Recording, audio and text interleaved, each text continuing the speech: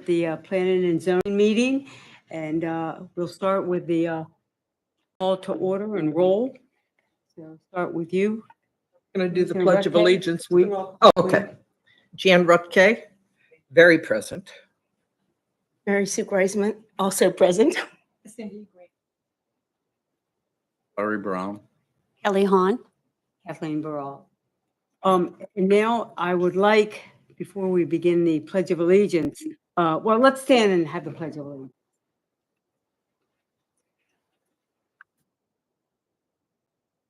Pledge allegiance to the flag of the United States of America and to the republic that stands one nation under God, indivisible, with liberty and justice for all.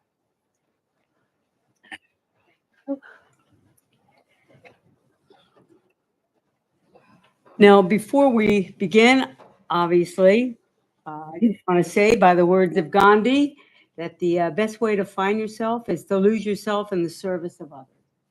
Thank you, as always, for the Amen work to that that. you do, to our town planner as well as our commission clerk. As you might notice on the dais, we have a new face in the place. So I would like to take this opportunity to introduce Mary Sue Griezmann. She's lived in Chesapeake Beach for the last 30 years. She was raised in a small town in New Jersey. She attended undergraduate at Goucher College, where she received a degree in historic preservation, and she also went to law school in Maryland.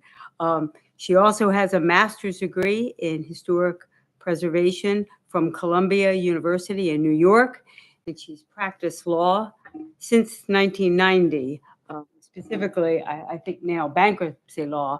But I just want to give Mary Sue the opportunity to say a few words and to welcome her and thank her for her service to the town. Don't thank me yet. No. Thank you very much. I'm looking forward to learning more about the town. I didn't know we had a town planner because all my life was working. So now I know more about the town, and I didn't know necessarily we were a tree city, but I love trees, so I'm happy about that. And I just hope that I can get up to speed. Thank you. I have no doubt. Thank you. And now we'll start with the approval of the minutes from the April 24th, 2024 Planning Commission meeting. Move approval. Do I have a second? All in favor? Aye. I abstain. Any opposed? Next, we will have the approval of the May 22nd Planning and Zoning Commission agenda. Yes? If I may, I am concerned that we need to move number one, new business, and go over the critical area commit recommendations prior to dealing with signage and fences, only because I know that we need to get this critical area completed tonight. And even though we've been delaying signs for about 5 years, I think we need to get that critical area done, or at least to conclusion at some point here. So I would like to move that we amend the agenda for May 22nd to put signage and fences into new business and put critical area into in its place, actually. Do I have a second motion for discussion? I'll second it for discussion, yes. Commissioner Rutke, we'll start with you. Do you have any comments? No, I don't. I am curious about the needing to get it done tonight or very, very soon. I know it's been a while. Let's ask our planner. So the Critical Area Commission has had more, I keep sending it to staff for them to review, and they have more comments. We can talk about those more substantive ones. And they actually have provided me recently with even more comments. But I think it's really the two items in the memo that you all really should talk about rather, Well, you do know. do you so- agree that it's important to move that forward? Yeah, I think it's important to move it forward because I think that it provides a higher level of water quality for the town than the current ordinance does.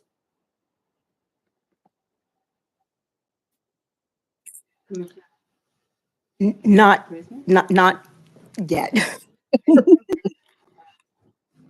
Chair Greengold, do you have any Well, further and comment? no, I just think that we need to get this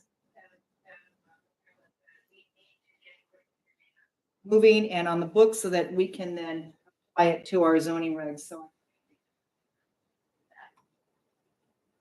I'm curious by what you say that this will provide quality.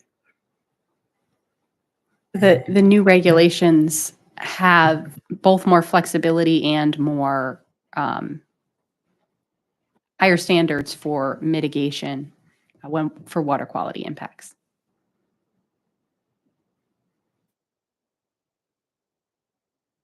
Nothing specific, it's just it provides more. I mean, I think we can discuss specifics of everything as we get into it, but I mean, the critical area ordinance is there to preserve and protect the homes and businesses in the critical area and make them more resilient, while also improving the water quality that goes into the bay.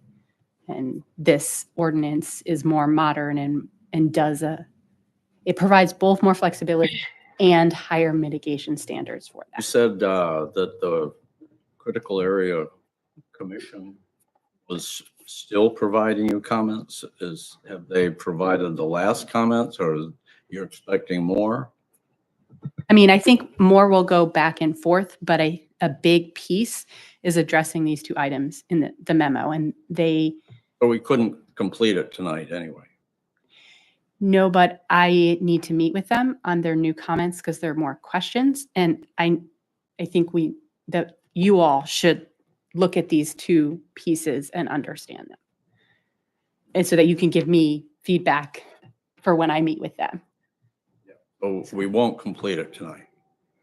Probably not, though all- possibly. It just that's all depends I on have. what their comments are. So is this common for them we submit and then they keep coming back? I mean, they don't do it at one sitting or? So they can. We could just submit the whole thing and see what happens. But a lot of it has to do with that 200-foot buffer. And I know that's important to you. So I don't want to just do that without bringing it back for discussion. So Commissioner Hahn? So should the critical area commission be the first thing we address tonight instead of the third?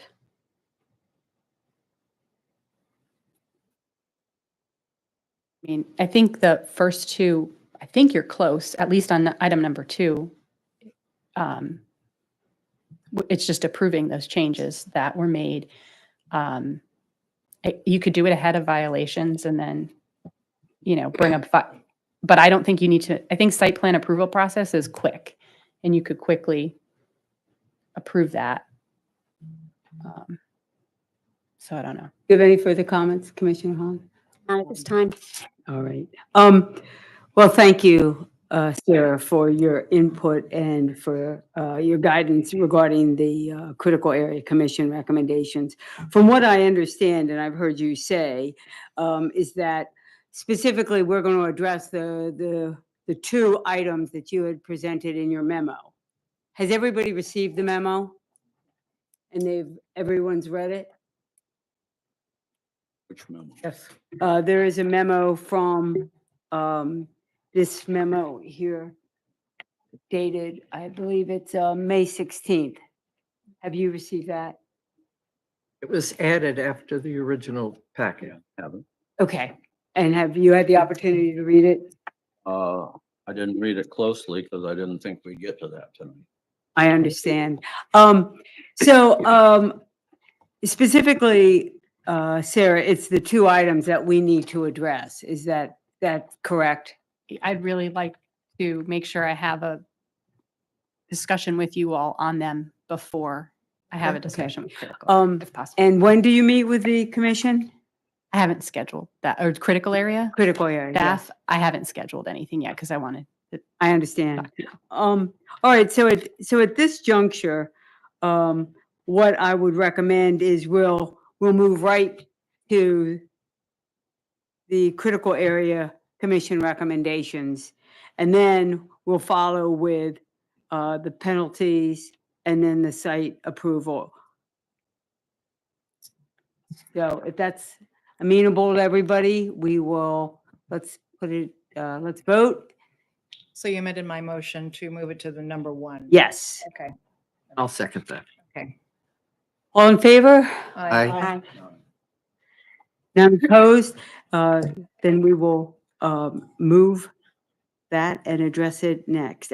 First, obviously, is there any public comment on any item on the agenda? I see no one present other than the commission clerk and the town planner.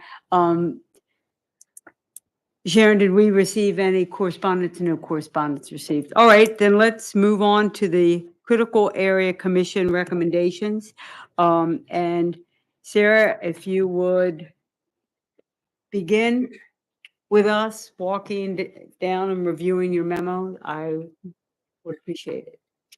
So the two main changes that I really wanted to address with you all, one of them was the large scale solar operations. And at some point, you guys had removed allowing any solar operations in the critical area. And my understanding is you did that intentionally because you don't want them in the critical area. And in speaking with the critical area commission, am I close enough to the mic? There was this case, Washington County versus Perennial Solar, and the state's guidance for green energy preempted the local zoning laws. So even though the local zoning laws prohibited the large scale solar, the large scale solar was allowed to go in because of this case. So the critical area is recommending that this piece be put back in to allow large scale solar as long as it is in compliance with COMAR 270114. 270114 provides guidelines for how large scale solar can happen. And the language here is that large scale solar may be approved, not shall be approved, but may be approved, but must comply with 270114. And critical area is saying, please leave this language in because it actually protects the town in the case that you are forced to have a solar operation. They at least have to comply with these regulations. So that's piece number one. And I don't know, Chair Burrell, if you want to discuss each piece or if you want me to go through both pieces. Yeah, let's go with large scale solar operations first. And I just want to say, it's been made very clear that we need to move through this and get this reconciled tonight. So please keep that in mind with your comments and discussion. Yeah, Rutke? If it gives us additional protections, I certainly would agree that that's the thing to do. If it's silent, then the state will prevail, I presume. Do you have any further comments? No, ma'am. Commissioner? Iceman. I haven't read the Washington County case, so I can't say that it cites what you say that it cites, but I will take your word for it. And I will read it later. But I think that as long as we are referring back to rules that have already been vetted, like the COMAR, and it's in it seems to me that it might be in the best interest of the city, and I'm doing this just having briefly read this. And it protects us, and if it's not mandatory with the use of the word may, Mhm. It seems to make sense to do what you had asked. Any further comments, Commissioner? Thank you. Vice Chair?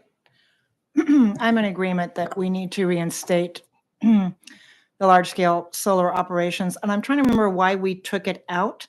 And it might have been the term large scale, and I don't know if that was what it was, but I know that in other jurisdictions, indeed, when it comes to solar or any kind of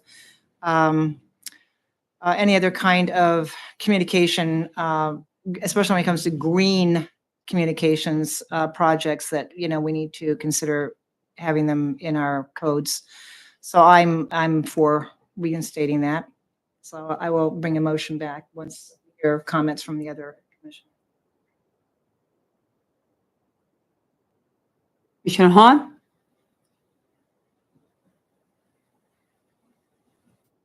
I was looking up the COMAR to see if I could find it quickly, but I can't. So I will abide by the request of this to add it back in. My only comment, and as Vice Chair stated, I don't remember, my memory doesn't serve me as to why we removed it, but Sarah, other than you're saying it protects us additionally from, it offers protections for the state preemption of local zoning laws in conjunction with the Court of Appeals decision. Is there any further that you can, any other protections that you can elaborate on us? I mean, I guess my other question, and maybe that preempts this, is there any, obviously the commission has recommended we put this back. So it doesn't seem to be any disadvantage to not putting it back. They feel it's important that it be reflected. So Right. So the COMAR piece actually gives it critical area guidelines. So if you are installing solar, then you need to have this buffer and this mitigation and all of that, so that without that, you could be forced to just have solar without all of the extra mitigations that I know you all want and the Critical Area Commission knows you all want. So that's why they recommended putting it back in. well then, Vice Chair Greengold, if you make the I'm motion. going to try to include the language that Ms. Franklin gave us about the putting the COMAR 27 point. Is it just adding the language citing COMAR 27? Is that all that we need to include on that? Yeah, I can actually tell you what page it's on. I think it's on page 11. But is it COMAR 27.01.14? Yes, there's actually like, Is there a language? Is there yeah, a there's language in here. It's on page 12. page 12? Of- What? Of your big document behind the memo is the modified. It's not on my computer. Okay, page 12. Oh, I see. You Yeah. see the thing in all caps? Welcome to my world. Page 12 where it's highlighted, where it's in cap. In all caps. So that would be, it's letter I, if I'm in the right place. 5I, B5DI. okay, which says on page 12, a commercial, comma, institutional, comma, or industrial solar energy generating system may be permitted in accordance with COMAR 27.01.14, period. Correct. So that's what we need to reinstitute. Yeah. Wait a minute. Yeah. It's not the same as I just, is that the same thing that was on our? Yeah, it's the same as on the memo. Okay, it was on the memo. Okay. Oh, was it? Okay, And then no, here- it's 14. Yeah, okay, fine. Okay, I move to reinstate a commercial into the critical area ordinance a commercial, institutional, or industrial solar energy generating system may be permitted in accordance with Comar 27.01.14. And that was 5D1, DI. Mhm. That's, it's 3, Part 2D5 Part DI. D, 3, 5, D. I mean, no, it's I. Oh my gosh. I think that's gotten a little too complicated, but anyway, on page 12. It's on page 12. Does the commission clerk have that reference? She's Okay, got it. okay. She's got it. All right, do we have a second for the motion? All right. All in favor? Aye. None opposed? Passes. Now let's move on. Sarah, if you would now address the 200-foot buffer, please. So the 200-foot buffer, and just for reference, the map you have shows how far the 200-foot buffer goes from the modified buffer area. That's the easiest kind of to look at. So the 200-foot buffer is an effort to increase mitigation requirements near waterways. The concern the Critical Area Commission has about the 200-foot buffer is that because it references the shoreward side of your property, if you could be on the other side of the street from the shoreline and still have to not put impervious surface on the shoreward side of your property, which is often the front yard. And so this can create a large number of variance requests, and then it's also questionable whether the variance requests would be accepted because a variance requires you have a special circumstance that others don't have. I really kind of loosely ran some numbers and counted houses in the modified buffer area, and that's on page 2 of your memo.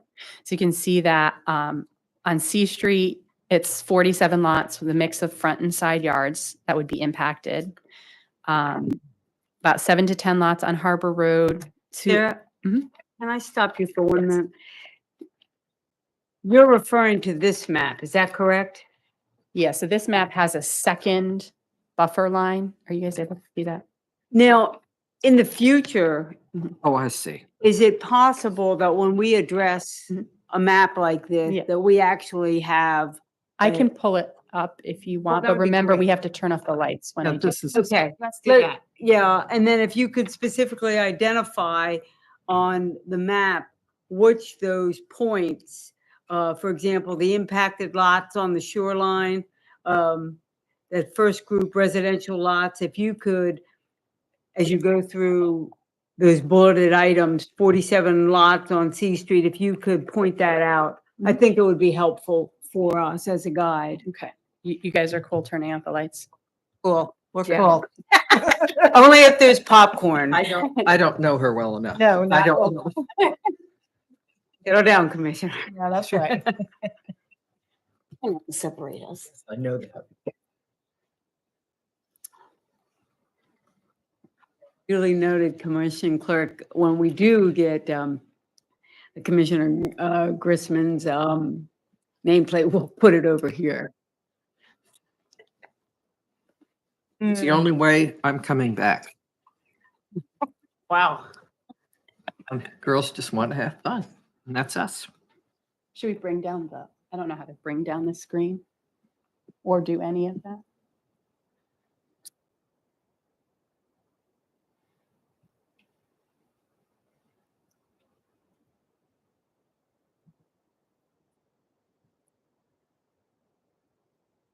I don't know if it's good or bad that it's outside light.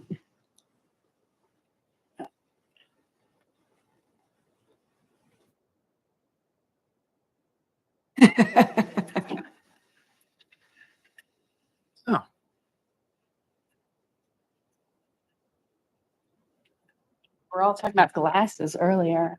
It's blurry.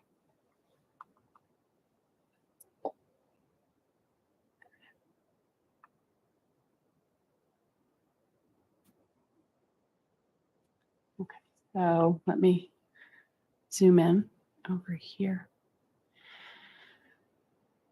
should we darken more the room? I can't. I just see. Um, Let me darken. maybe a few close of the these. door. Okay. See if it- I think it's a It's the reflection colors, from too. from over on the other side. Tiny, That didn't do much. It's the reflection from those windows across the way, I think, that are the On problem. this side? Yeah, on that side.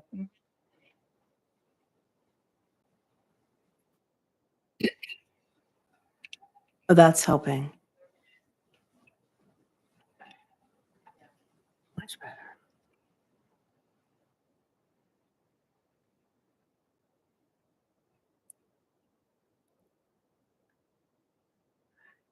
We all have cell phones, so I guess if we need.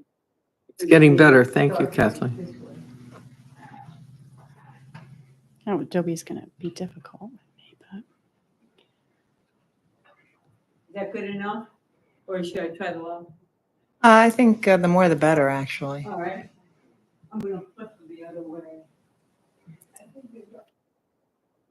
let's see if I can.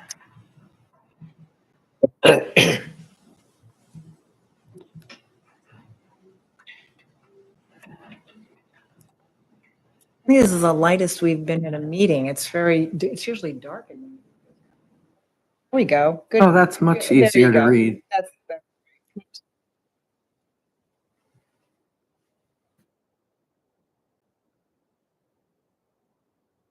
If there's any up there.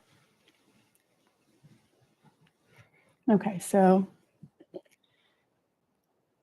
you can see this, I think, is one property, so that's not, even though it's split up, I'm not sure if those are individually owned, but there's 4 there.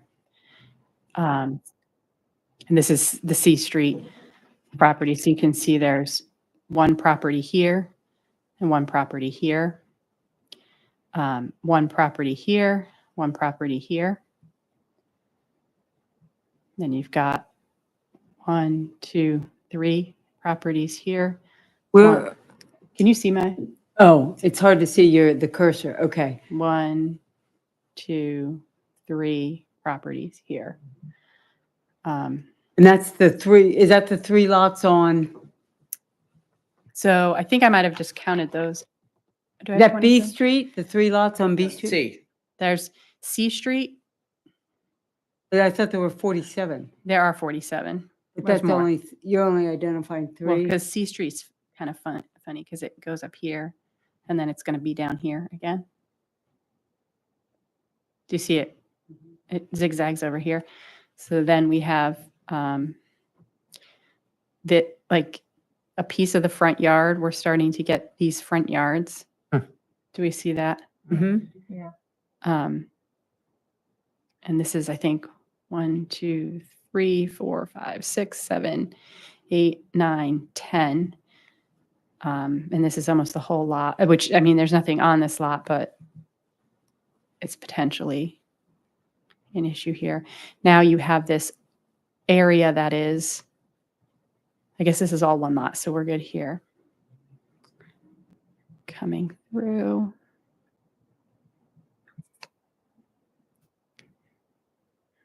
But we now have, this is a firehouse, right?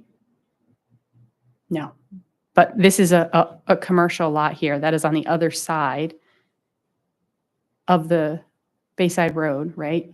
That's in the buffer. We have another one here like this. As a point of reference, is that north or south of the school? Yeah, let's, North, Oh, no. north, it's north. way north. Yeah.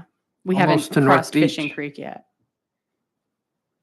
Oh, So Stinnett, okay, I see. here, Okay, so we're up by the firehouse, Yeah, Yeah. up by Seagate. Yeah, north of the firehouse. Yeah. No, no, this is us, actually. This is You're us. down by the Here's the running town area. hall becomes in the, right?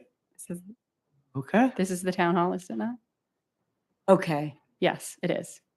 Or this Oh, is, so the no, other this is s- the town hall here. So the town hall stays out of it. This is, So the prior C restaurant. Street Is that is the Traders? town is down here. Whatever so that- C Street is up that way. We started in the north, so we were up there. Here, this is town hall, isn't it? Yeah, that's town Yes. hall right there. This is town hall, is where Yeah, we are. Right, right. So now we're headed south. So Right, you're we, going south. this restaurant Traders, right? Uh-huh. Here, this is a gas station, yes? Yep. Then we Gas get, stop. then Gas we get stop. Water park. Yep. the water park, Uh-huh. all around here, Where'd your Um, little cursor go? over here. Do you see it? It encompasses a much bigger portion of this. Well, lot. the lot. buffer is where the lines are going diagonal, right? Is that the Oh, you extra? can't see it because I can scoot you over. Show me where the buffer, the extra, okay. So the current MBA is Okay, it's right this. there. This is like not perfect because I didn't do it on GIS, but it's about another 100 feet. So this is Mhm. where your buffer is The expanding. diagonal is what we have now, The diagonal is what you have now. 100 feet. Okay. Now this is about half of this or over half of this commercial property Right. here. And that's the 100-foot buffer, and we want to, Make it a the 200. CAC wants us to make it back to 200, which is that outward line So the 100 is the diagonal. the diagonal. The Mhm. 200 is this, and I I think see. I thought we wanted. you too want much. the 200, right? That's what I, yeah. It's currently 100. But the We have said 200. you have said 200, but I'm trying to explain the impacts or help you visualize Lots the and lots impact of properties would of the be- properties that then, I mean, these ones are a little harder, but like, what's a good, we're kind of going through all this commercial property, but when we get to the houses, don't move. Here we are on Ban Shell Court, right? Mhm. These two properties here they don't have shorefront, but this part of their property is going to be subject to the regulations of shoreward properties. Right. The 200, they're fall within the 200. So they Well, won't no, be, they wouldn't. right. So the only impervious surface they can put here is going to be a walkway to the shoreline.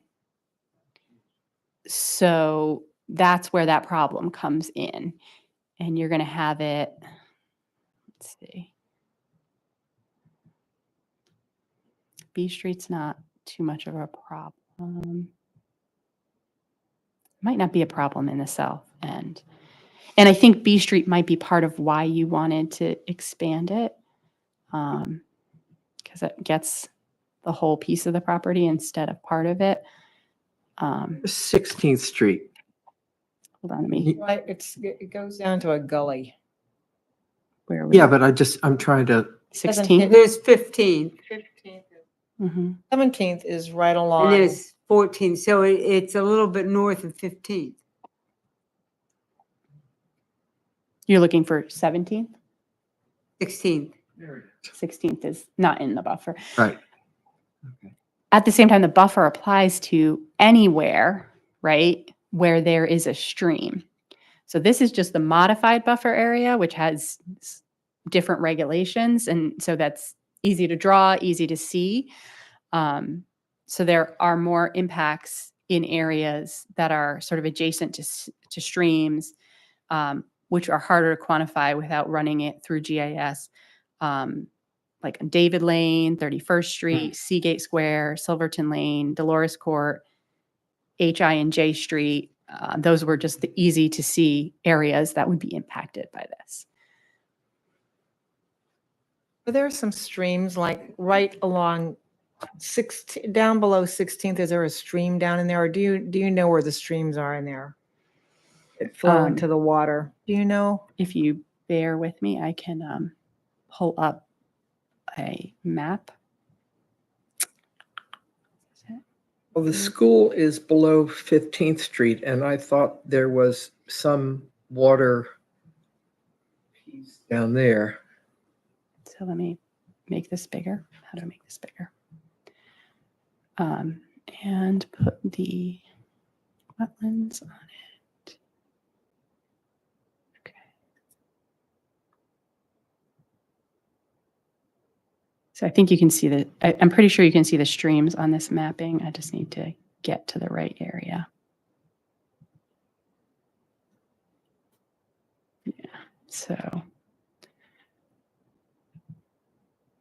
14th, 15th, 16th. So we have wetland, but I guess this isn't showing. Can you see that? I'm trying to. The orange is wetland. Here's 16th Street here. Right, it dead ends into it, or Um, close to it. That looks like it probably is not 200 feet. I mean, So when you say the orange, it looks red on our map? it probably looks red on your map. Okay, okay. No, we don't need miles. We need feet.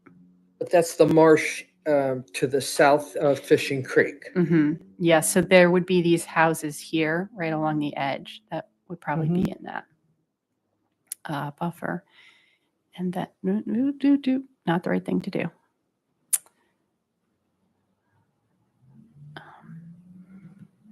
There's a chunk of areas south of town, or not south of town, but on the southern end.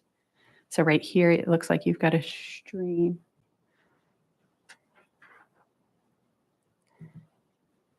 I would have to throw it through mapping to really do a detailed analysis, but I'm kind of trying to help you guys get a sense of. Well, it sounds like a great number of people would be caught, so to speak, in the extra 100 feet. And if they wanted to do something that was impervious on their property, they would have to get variances. They'd have to go to more trouble than they ever would if they were not in the 200-foot. Right. Is that right?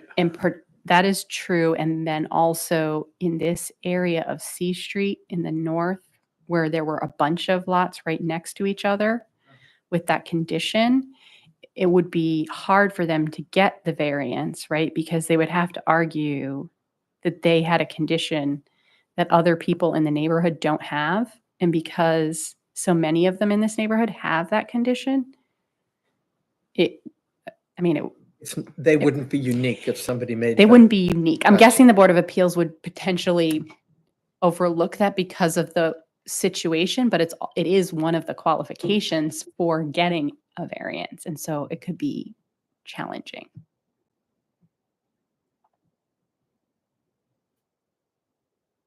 So have you taken a stance on this? Are you suggesting that we shouldn't do the 200 feet because it impacts too many individuals? So if I really like, I don't know if you guys remember the Critical Area Commission's suggestion that because we want to get this passed, to send it with the 100-foot buffer so that it goes through, but then to come back and immediately start amending it to create an overlay in areas that are like floodplain or sea level rise areas that addresses higher levels of water quality improvements and mitigation requirements, but does not have the shoreward property piece. But the reason I say that is because I know it's important to get this adopted.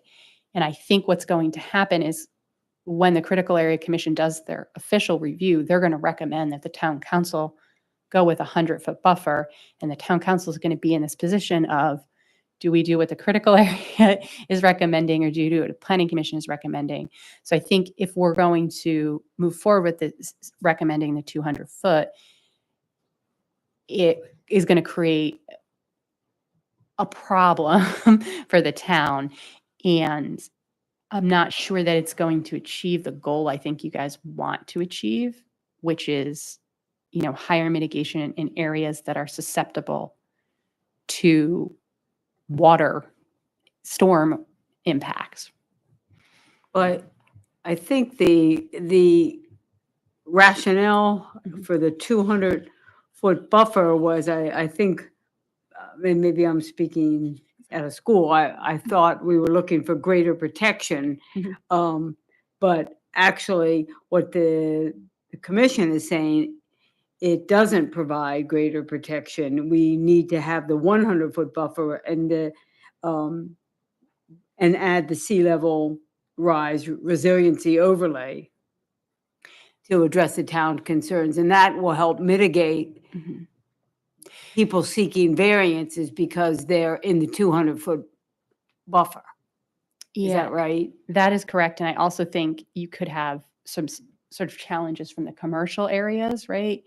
That aren't currently in the buffer. Now, this area of the gas station would be subject to buffer regulations. I think you would have challenges and homeowners would have challenges. And that there is another way to meet you all's goal. It just has to be that you guys commit to doing the overlay and you're allowed to amend your critical area regulations. So you have this in place, you have your 100-foot buffer, you're moving Gotcha. forward where you want to Got you go, covered. then Okay. you also come back and do what you wanted to do. Because I know it's important for you guys to adopt this soon. But we can have what we want, but we have to give them what they want on a temporary basis. Well, it's not temporary to them, but we modify for our needs afterwards. Is that what you're? Yeah, I don't know that we have to give them what they want. I just think it's going to create, they're trying to help the town, right? They want you to meet your goals in the buffer. And they're concerned that you're not going to be able to meet your goals with the 200-foot buffer. And that's why they came up with this other suggestion that will help try to meet those goals. Because you can move forward faster if you just move to the 100-foot buffer than if we try to work out. We can try to work out language into the ordinance that might address the 200-foot buffer, but it could take time. So I think that's really the decision to make, is send it forward with the 100, avoid all those problems and challenges to the ordinance, and then do the amendment, or take more time to work on the language with their help and pass it, knowing that you don't have it in place while that's being done. Well, I think your point is very valid. Mhm. If we stay committed to the 200-foot buffer, Mhm. and Right. then this goes before the town council, and then they understand, because this is going before the commission next month. Is that right? This is yeah, going it's in- before the town council next month. No, Yeah, so it's in a weird limbo because you guys voted to send it to the town council. So it's technically over at the town council and they have to send it back to you. But also, this is kind of a big thing. And I don't think they want to make the decision with that, like a decision that overrules your decision. Well, that Right. was my point. Yeah. That if we say 200, the commission says 100, then it just puts them Puts the in a council in an awkward quagmire. position. Who do they follow? Do they follow the commission's recommendation, or do they follow planning and zoning's recommendation? Right. And I think it creates a conflict. Right. But anyway, is everybody else fine with the map? Can we turn the light, open the shades back up? Are we all clear on the points that the town planner wanted to highlight for us? yes. Yeah. Yes. Okay. You just turn the lights on. I don't need the blinds up. I'm going to leave blinds down. Just leave the blinds. Oh, that was a Right, well, if you have anything further to add, Sarah? No, I'm just looking for direction from you all. And then we'll start with Commissioner Redke. Comments? Well, my comment is that I think the suggestion is well made, that we do the 100 feet and then do the recommendation. Was it from the commission that we do an overlay, or that was your suggestion? It was their idea. I won't take credit for their idea. I just think Oh, it's a good one. But it'll accomplish the same. Yeah, you'll be able, and it might accomplish your goals more because you're addressing areas that are becoming inundated in storms, more areas that are becoming inundated in storms. Well, then I'm in favor of doing that. It makes good sense to me. Commissioner Griezmann? So if I understand this, and this is all new to me, with this overlay, am I to understand that that means it's a more direct It's like killing cancer cells. You want to go not after all the tissue, the good tissue. You just want to go to the tissue that you need to eradicate. So the overlay would be a more specific, direct approach to the problem as opposed to it being larger but not as effective. Is that right? So the overlay actually would be larger than the 200-foot buffer and would apply to more areas, Okay. but it wouldn't have the shoreward impervious surface regulations. It would just have higher mitigation requirements. So it gets what you all want, which is the higher mitigation actually improves the quality of stormwater runoff and reduces the amount of stormwater runoff so that there's more being treated on site, which is what you guys want, right? For the town's long-term resilience to climate change. And so actually the overlay would be more targeted, but also be larger, if that makes so it's And it makes more sense to the goals. to accomplish the Okay. goals that I think I understand you all have. And not that I don't know that it necessarily matters, but some of those affected areas, such as the ones I live in Bayview Hills, and I don't know about Richfield Station, but you can't build anyway. I mean, you have a certain amount of property Mhm. and you don't have any more upon which to build. So it might be in the affected area, but it would never really become an issue Mhm. for a homeowner to build beyond their property line. I mean, in other words, our property lines are already Right. set. Yes, you have a setback line. I think it creates more problems with the commercial properties. That's what I because understood. of how the mitigation requires a reduction in impervious surface Oh, well, on the shoreward side.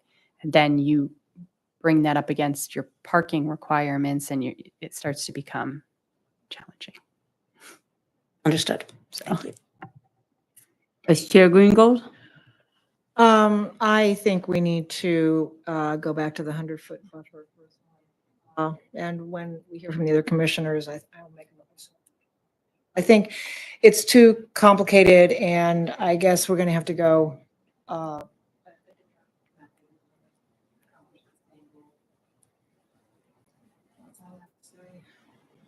Commissioner Brown? I support the 100-foot buffer. I reserve judgment on this overlay. Till we see it, we can't say whether we support it. As to your comment about your building, if you tear the house down and start again, rebuild, you're back in the same situation. So it may affect you. I live in a townhome, so if I tore my home down, I have some very angry neighbors, but I understand your point. Yeah. That's all. Commissioner Hahn? Good question. If I understood you correctly, you said when we do the overlay would be greater than the 200-foot. Did I understand that in some areas? So it would be up to you all, but what the Critical Area Commission recommended was looking at the sea level rise vulnerabilities like that. I know I don't want to trigger anyone, but the maps that they used in the coastal resiliency, using that map to identify where the overlay is going to be, and then applying a different set of regulations that are similar to buffer regulations, but not related to shorewardness to that area. So you guys could also direct me to start working on that if that helps kind of alleviate concern about it getting done. Too. So, And how long do you think that would take you to work on that? Roughly. it could be a couple of months, depending on kind of going back and forth. The Critical Area has offered to help make it happen. I think you already have the mapping. So yeah, I don't think it would be a long period between adoption and amendment. Thank you. No further comment. I have no further comment. I think I voted on the 100-foot before, but so if we're ready to have a motion and a second, then we will vote. Madam Chair, I'd like to make a motion to replace the 200-foot buffer in the critical area ordinance with a 100-foot buffer. Do I have a second? I'll second it. All in favor? Aye. Aye. Any opposed? Thank you. Yes. Do we have time? I would like to go through, are we going to be able to go through the rest of the changes that have been made in the critical area ordinance? Franklin, are we going to stop at just those two items? Because there, I see other things. So my recommendation would be, because critical area had follow-up questions and comments for me, Oh. that it might be best to wait till Mhm. I have that conversation with them and get everything incorporated. Just before for you a do that. point of clarification, you mean the commission had questions concerning other parts of the document, not necessarily just these two specific? Yeah, so this big document you have made changes based on the critical area staff's recommendations. And I sent it to them, and they had follow-up questions and recommendations based on this. So I would recommend We that haven't you seen give me, those, correct? I just got them last week, so I haven't been able to incorporate them all, and I need to meet with them. So I wanted to get these two big pieces out of the way and then tackle that. So I would recommend waiting till that comes back, till I've had time to get those incorporated. I in guess, here. I guess my only question is, Mhm. what if we have questions on these changes already that you could take back? Yeah. I mean, I'm concerned that, if we don't keep going with our follow-up questions, then we're gonna get way behind and it's gonna take forever Mhm. to make some decisions. If we don't, now, So- here's what's complicated to me, or complicated in my thinking at least. A lot of these changes are absorbed in here and I'm not noticing. I mean, I have to go through and read each one to understand what's changed and what hasn't changed. For example, I wouldn't know it, but I noticed that there's a change on it's hard on the computer to do this. It's on when you go down to page 3, I guess it is, page 3. You go on page 3, they've added, it looks like, maybe I'm wrong, but it looks like they've added critical areas specified in COMAR, et cetera, to the CAC for review and comment, except the following. Then they list different things that are exceptions, which I don't remember ever going. Do you know what I'm talking about on page? I do, but Are those on, did we go through Just- the, I don't remember those exceptions. Are they on here somewhere that I'm not seeing? Those are new, right? I don't believe they're new. What I did when I incorporated their changes was I took our document, I turned on track changes. Then once I had made all the changes, I went in and I either did strike through or all caps on every change before I accepted it. Yeah, because throughout the document, you have caps and strike-throughs. Right. So I So- believe this actually went over. I can double check. Because That, it says, but- it says applications referred to the Chesapeake Bay Critical Area Commission. Mhm. And then it lists, well, I guess what, I didn't see any strike-throughs or any capitalizations or anything. So that's Not why in I'm- there, but over in other parts of the document. Right, in other parts of it, but this part, I don't remember us discussing. I don't remember us seeing it, but it's in here and it's not in our original document. That's why I'm a little confused about what's new, what's not. I know there's some strikeouts and there are some that are not struck out. So I'm a little Uh, confused. Is your document, Can- the hard copy up to date? Yeah, mine's the 2022. It was the Um, last version that I have. So Can I Yes. make a suggestion? Because I know you guys want to get to different topics. Would it be possible for the commissioners who have questions or items they're not sure about to kind of like make that list and give that to you? And then I can have that when I go to the meeting and also address the questions sort of in a new revised document for the next meeting. That way, the discussion tonight. I don't think it was really a discussion for them. It was really a discussion for us, because to me, I don't remember this in here and it seems like something new. That's why I'm concerned that it's something that, Well, if in the same ilk, if you, items that you don't believe that we've reviewed before, if you direct my attention to it, then we can have Sarah check and she can then look at the previous, you're saying the 2022 is the latest. She just added the track changes from our meeting and then we can see if they were, if It's actually, That it's was- in the one from February. I just pulled up, I have different online files and that Okay. section on we 3 may just is have so in many the, different and versions. we in the can just February make version. sure that what you've incorporated with the strikes and the caps is based on what we had recommended, the commission, and then they've all been dumped and reflect those changes. I mean, I was very careful. I I'm don't willing doubt to, I'm willing to look into anything. Doubting your conscientious style. I'm sure you. Yeah. Okay, I'm fine. Thank you.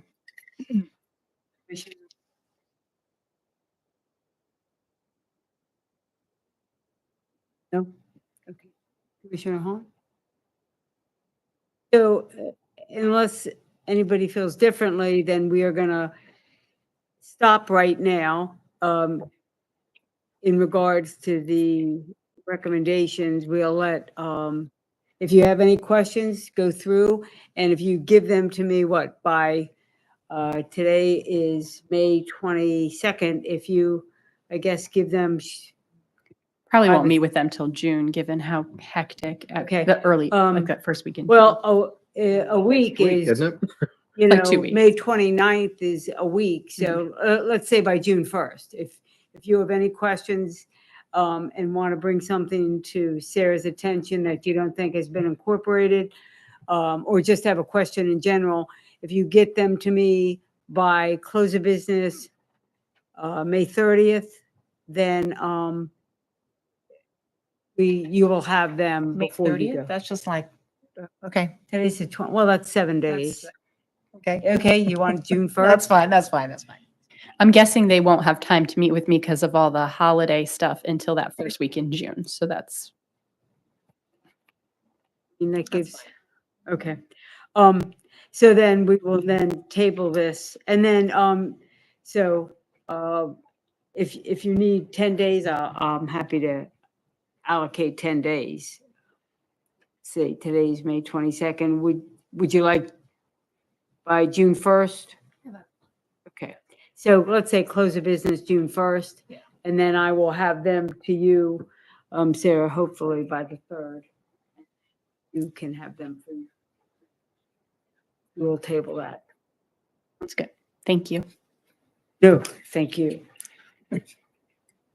So June 1st is a Saturday, right? Correct. Okay. So I'll give you the Saturday at kind of. Well, you said close of business and I'm Close like, of business. Saturday. Well, on is a Saturday, There is no business. She's getting very specific. work on Saturday. So you have Friday past close of business. So let's just say June 1st, if you give it to me by June 1st.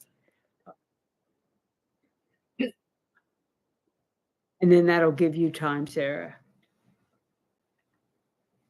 Okay, so now, back to the agenda. Now we are going to fines and penalties for the final review. So I believe we have a memo from, It's mostly just language, a little, hey, here's your language, is the memo. And you can see again, I used the all caps to change, to add things and the Mhm. strike through to delete things. It's a combination of what the critical area Okay. model ordinance does and what you guys had. does everybody have the memo of dated May 13th? violations draft language. Yes. Has everybody had an opportunity to look it over? Fabulous. All right. All right, Sarah, if you will begin for us. Let us know what your memo reflects. This is the revised, more flexible fine structure that I think incorporates more violations, and then still keeps, what we're doing and keeps the remedies in place. And then the critical area language is all new based on critical area model ordinance. So I guess the question is, do you guys like the numbers? Do you want to change the numbers? Remember, I just kind of threw in numbers I thought were good. I'm not attached to them except for $1,000. That's the maximum a municipality can fine. So we have to be attached to it, whether we like it or not. So I guess I'm just looking to hear you all's feedback. All right. So let's begin with Commissioner Rutke. Feedback. This is what we spoke of, correct? I didn't see anything that warranted notice from me. In other words, it's as I remember it when we went through it.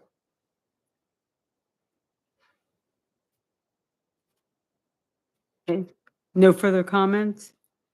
No. Okay. Commissioner Grissman. This is just, again, because I really don't know a lot of the backstory, but in dealing with deadlines, and I just say, well, it just seems like and I don't know exactly what would be involved and what has to be remedied timelines, but is this standard to give, you have to have everything abated and resolved within 30 days? Is that standard? It pretty much is. Obviously, some things are much larger violations and might take more time. And usually, I think the person can come forward and request that. Should that be stated in here? It sounds a little draconian to me just from reading it, that if someone had a death in the family, let's say, I mean, this sounds like it's rather strict. These are the deadlines, Mhm. come hell or high water. Chesapeake Bay water. And so that's all that I thought, that maybe it was a little bit, there maybe should be something in there to say that, and I don't know exactly how to word it, but just that, unless, I mean, what if there was an act of nature? We had, COVID again, or we had something that absolutely prohibited something to be done, or there were embargoes on certain items that someone needed, just something that was kind of like what used to be in insurance policies, act of God, natural disaster. Right. That's all. I'm just thinking but again, I'm new to this, and it's just something that hit me. Right. And I think we don't have this section in here, but there is a way to appeal. And it's this question of, is town staff being put in the position of making these decisions, which maybe they shouldn't be? Is it town council? Is it how are these decisions being made? Because sure, you might have a death in the family or an act of nature or any of that. But if we put that into the code, I think it can be Exploited. I'll leave it. Okay, I gotcha. So, Okay, thank you. yeah. That was a good term. She said it, I did. No, she But you belongs kinda on said this yeah. dais. Oh, that's good. I like that. That's nothing further. I'm finished. Thank you. Vice Chair? Okay, let's stay on that line of thinking. Do we have to include the words within 15 days of being noticed? Or 15, because it just leaves it hanging, within 15 days of what? So I'm just wondering, do we need to add you see where it says, blah, blah, blah, to commence the correction and abatement of all violations within 15 days of notification?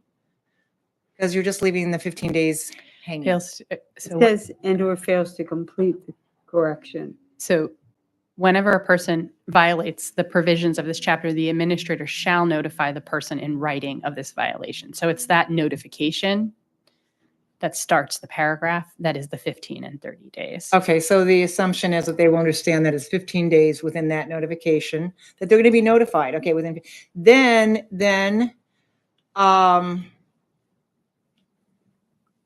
then it's within 30 days after that initial notification that they have to have the violation abated. Mhm. Okay, so the only thing is as I looked over this again, and keep in mind, I really do believe that if you don't have strict and continuous and a violation that has some teeth in it, you're not going to have anybody commit to the rules. I'm a little concerned that we have the exact same fine for the critical area as we do the non-critical area. That's the only thing that I was worried about, is that I wanted more teeth in the critical area. I'm trying to think, how do I do that without lowering the other one? But there's no way to really, we have no wiggle room is what I'm saying, unless we modify the, and I hate to do that. But I just feel that we do need to have some more teeth in the critical area than we do in the non-critical area. And that's, maybe we don't, maybe that's just something that I'm feeling right now, but I'd like to hear what other commissioners have to say about that. And if they think that's a something, and maybe it's a nothing, maybe it's the same, but people have to understand the critical area really does mean something. On the other hand, there's a lot of us in the critical area that really don't have any understanding that we're in the critical area at all. So there's that Right, too. that's right. And then there's people right on the water who obviously know that they're in a critical area. So you do have the different layers of people that go, wow, I'm in the critical area when I'm really, that far back. You still are.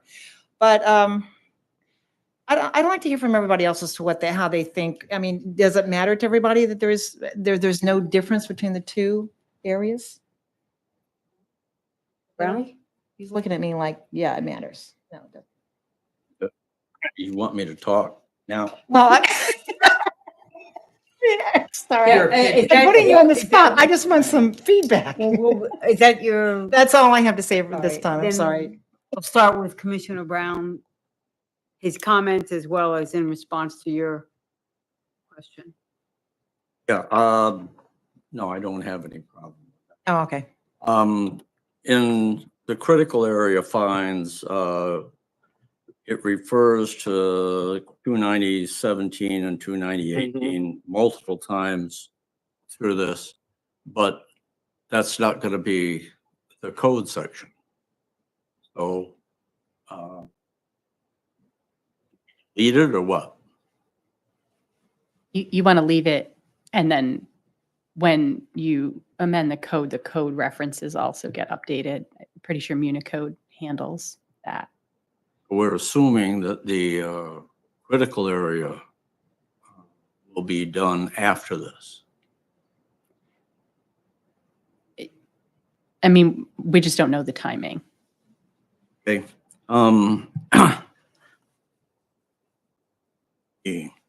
In critical area sections, subset paragraph 2, subparagraph C and D, notwithstanding 1 or 2. What is that referring to? So, C2C, is that so right? it probably should notwithstanding 1 or 2. That's where you violations are. or subject. And maybe that was originally, those were the A and B were numbers, and I referenced to them incorrectly. Because kind of like, if you have a violation that impacts an area smaller than 100 square feet, that's a $500 fine. But also, if you have a violation that impacts a steep slope, now it's a $500 fine and a $1,000 fine. So it's just that my lettering changed, so I'll change them to A and B So that should be A and B.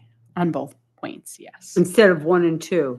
correct. C should, that 1 and 2 should actually be revised to say A and B. Right. Mhm. Okay. I fixed it. Let's see. In subparagraph 4 on the critical area, the very last sentence there is as set forth in subsection A2. A2 is back at the beginning under for Great, gotcha. non-critical area. So is that what you intended?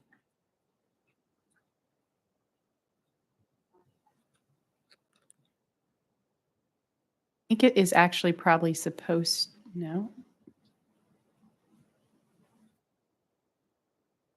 That's a great question. I think my reference got mixed up again. Punishable. You're on section 4, page Yeah, 4. because there is a section up here that says every Agreed. day. I think it probably should say A1. Even though we're going back to like, it's a bit of a cyclical reference, but it should be 1 instead of 2. 'Cause in Sure. 1, it defines like that who was violated. But I actually think, do we do that? Yes. It probably should say 1 instead of 2.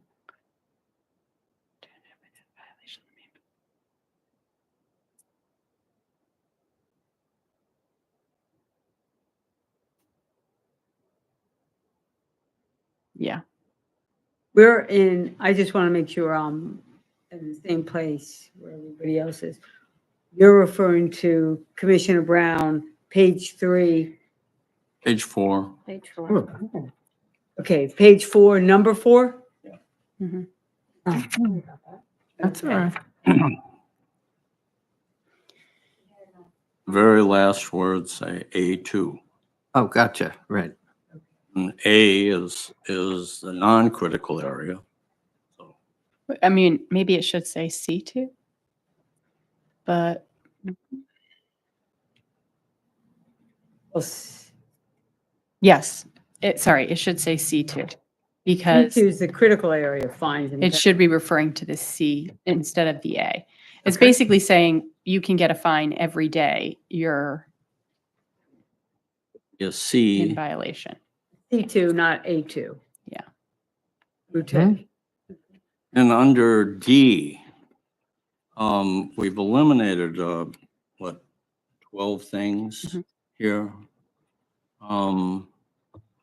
And under D, it says every violation of a provision of the critical area provisions is a $10,000 per day fine. That's a broad expansion of what we had before. We had 12 specific things before that were subject to up to $10,000. I think there were only 1 or 2 of them that were $10,000. And now we're expanding it to any violation of the critical area is subject to a $10,000 per day fine. Up to, doesn't it say? It is. It's what? Critical area provisions are subject to that high of a fine. All violations of any sort under that is subject to a $10,000 per day fine. I mean, I guess it's a question of whether you want it to say shall or may, right? And there's some question of reasonableness as you do it. But this is supposed to be here because sometimes the fine or sometimes the offense justifies a $10,000 fine. I don't think anyone is going to Sometimes. one household who tore up one shrub and giving them a $10,000 calendar fine per day. But if an entire area was, deforested or, 62 trees removed. Yeah, This- so why? But this does say up to. It's not a right. flat It doesn't- $10,000, right. correct? That's just the maximum that we could have per calendar day should we choose. And it's a civil penalty, right? It's not issued in the same way. Like these other fines are, once someone's violated, here's a spreadsheet, here's how much these people are owing per day until it's fixed. This is not always used. Civil penalty is not used in every case. Give me an example of what a $10,000 fine a day would be. You just started dumping sludge into Fishing Creek, or Emptying their septic or. you are in the critical area and you just went ahead and filled a wetland, and we just found out. I mean, there's some egregious things that you can do. Pretty rare. They are, and so your $10,000 fine is also pretty rare. Every violation. So, I mean, you can change Up to. shall to may. That's up to you guys to discuss.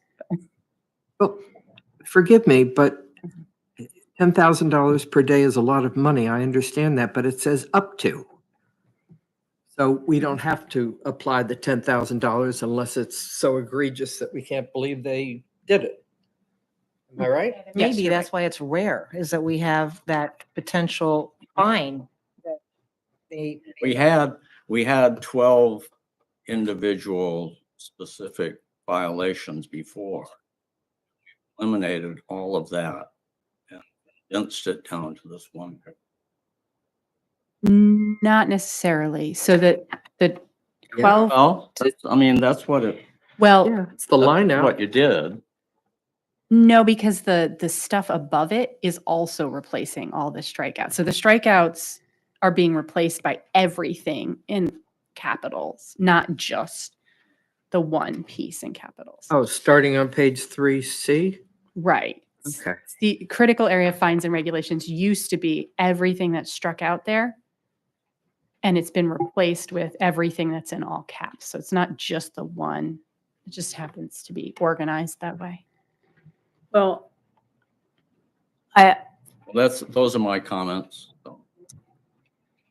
Commissioner Hahn? So I would like to go back to page 3, where we were talking about the 15-day and the 30 days under 3. What is that? A23.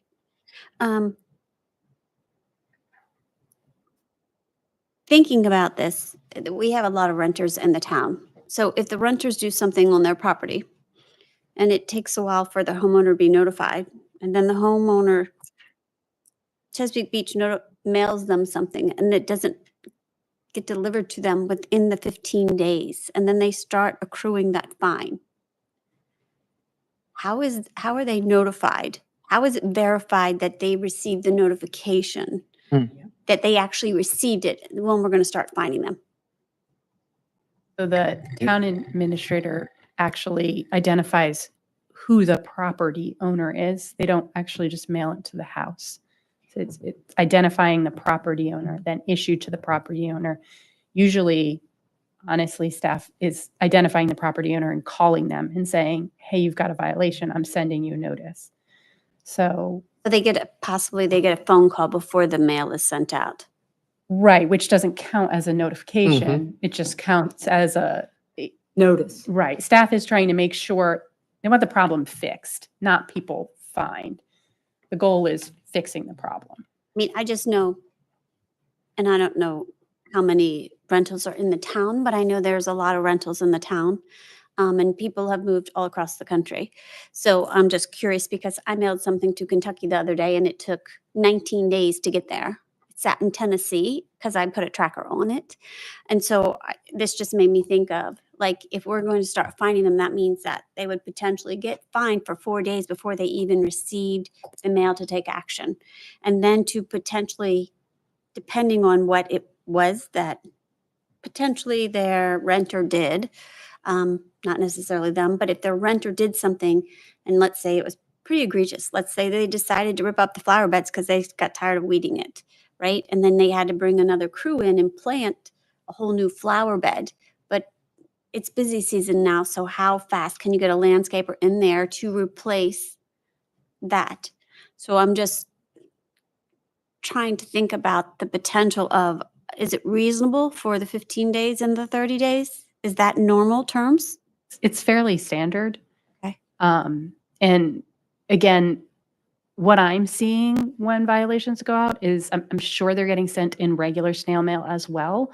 But there's a phone call and I'm being copied on emails to the property owners that have the letter attached. So, I'm not in the office every day. I don't know, but There's some kind of communication going on and it's not just the mail that's being sent out. especially when you want them to immediately stop, right? If your renter someone drives by and your renter is pulling up your flower beds, there's going to be a phone call right away. Stop this now, preferably.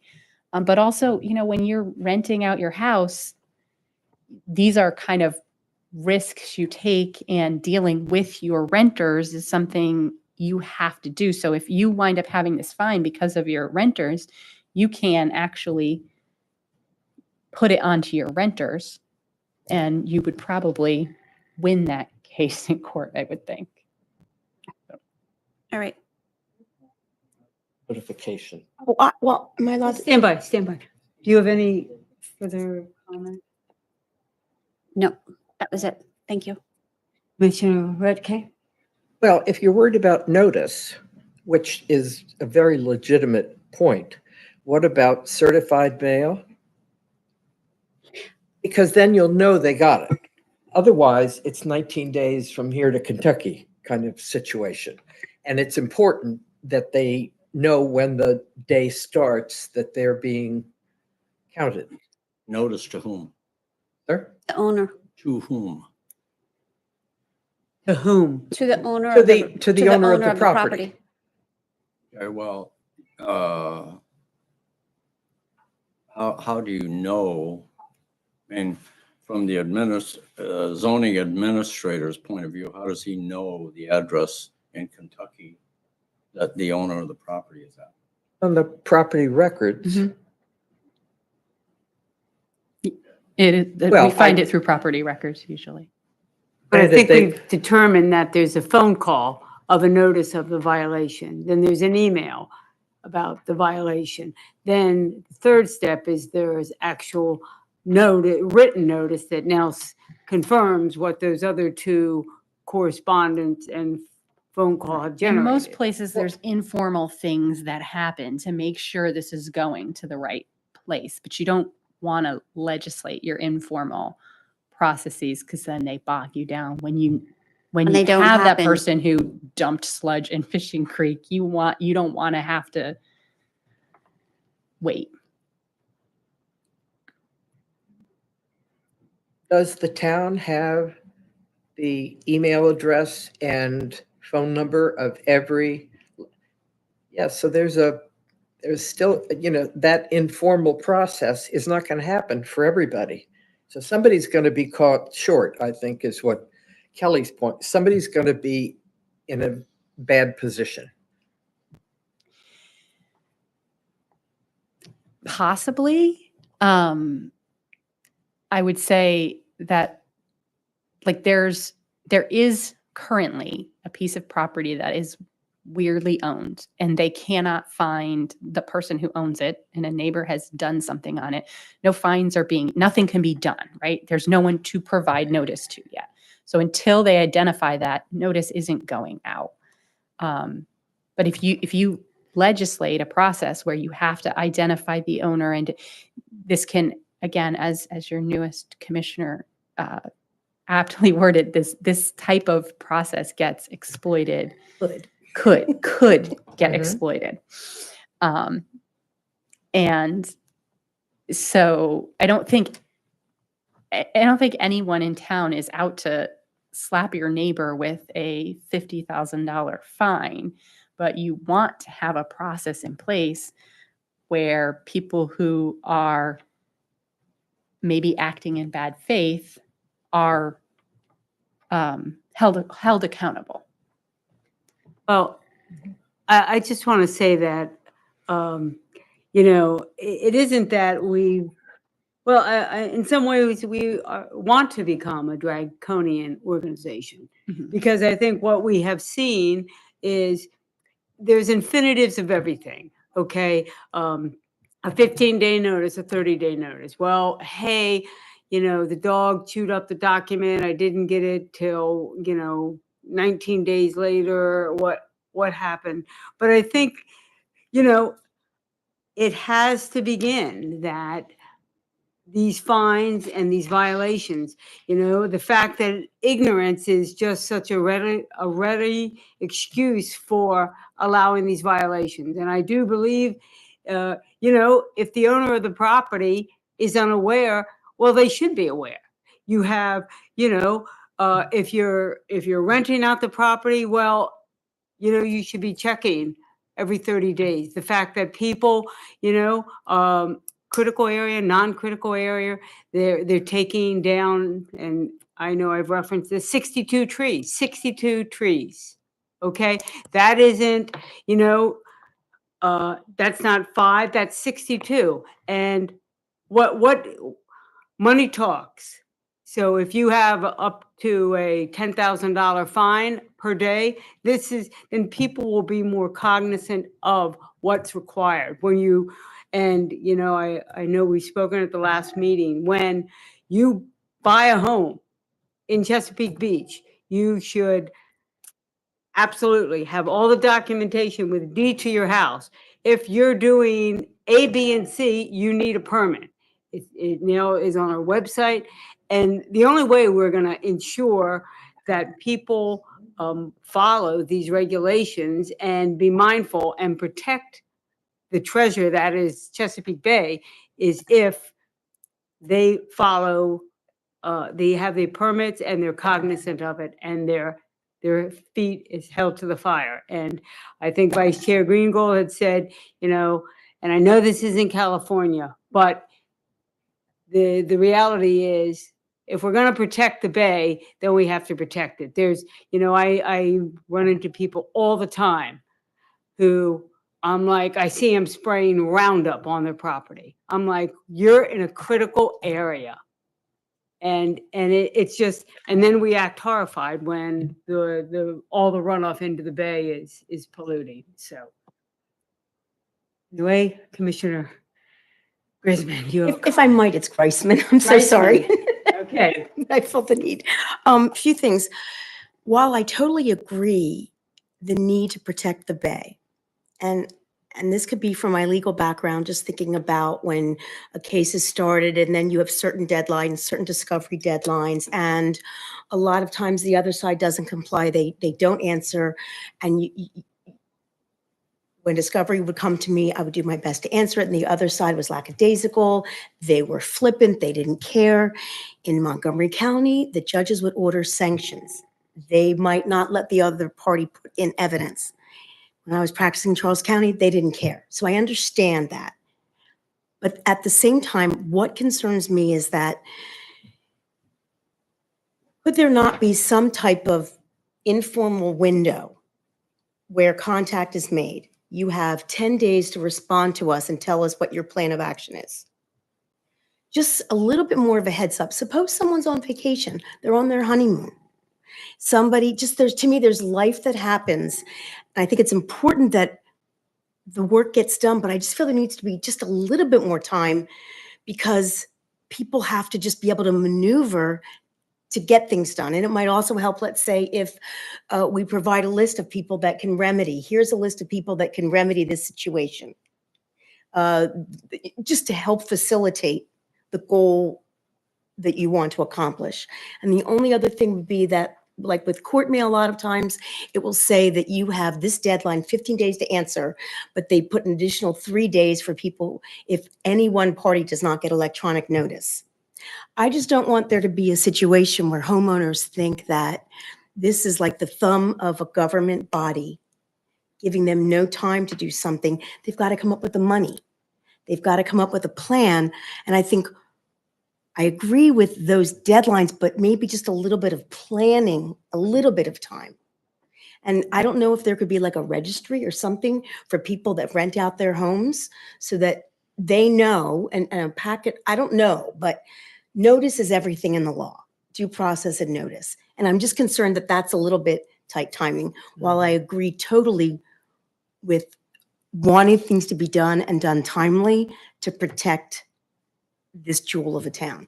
So it's just a matter of maybe there's just a little bit that could be tweaked to do both. That's all. And that's all I have. Thank you. If I may, just because again, legislation versus what happens in the office is that informality really exists. You know, look, reality is a violation is noticed. Staff gets together and notifies each other, looks at whatever. This is taking 3 or 4 days in the first place. But often that first phone call, identifying the property owner and calling them and telling them they're going to have to stop is happening too. But there is some reasonableness of you were on vacation and let's talk when you get back, but you have to stop.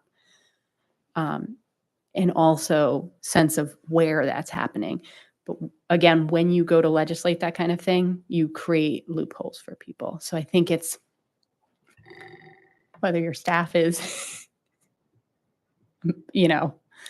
bringing down the hammer day one, that's generally just not happening because of the quantity of things that have to be done in a town hall and the quantity of people who are working there.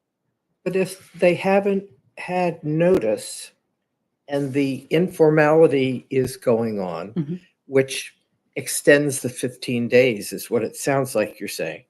But the owner doesn't know that. The owner knows they're about to get notice. This is what happens is we've noticed this violation.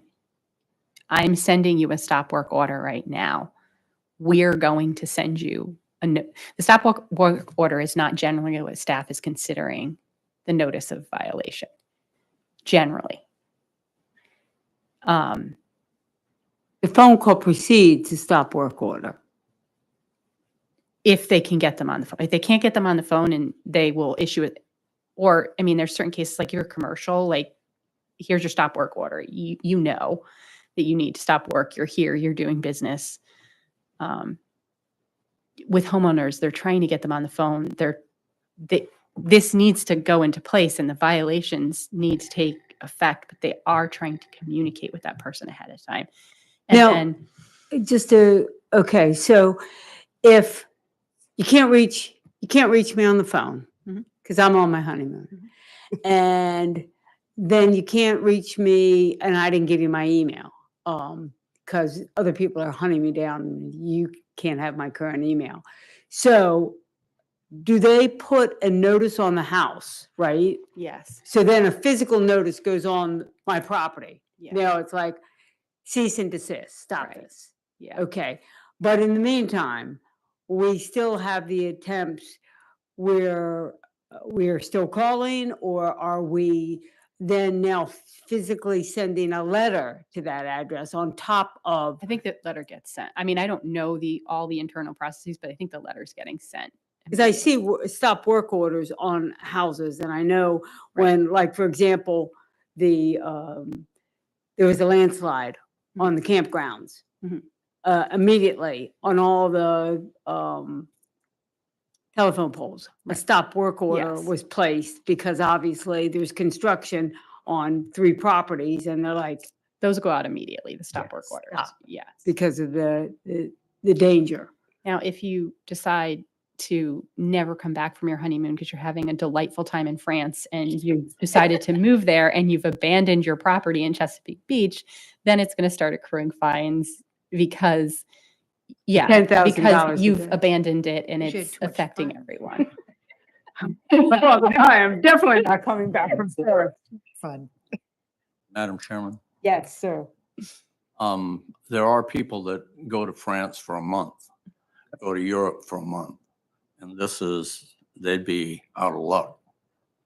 They need to, I mean, the thing is that you need to make arrangements, like, are you going to France for a month and leaving a contractor to do work on your house? And then the contractor should see the stop work order and stop work and then wait until you get back. No, you've got something that has happened on the property.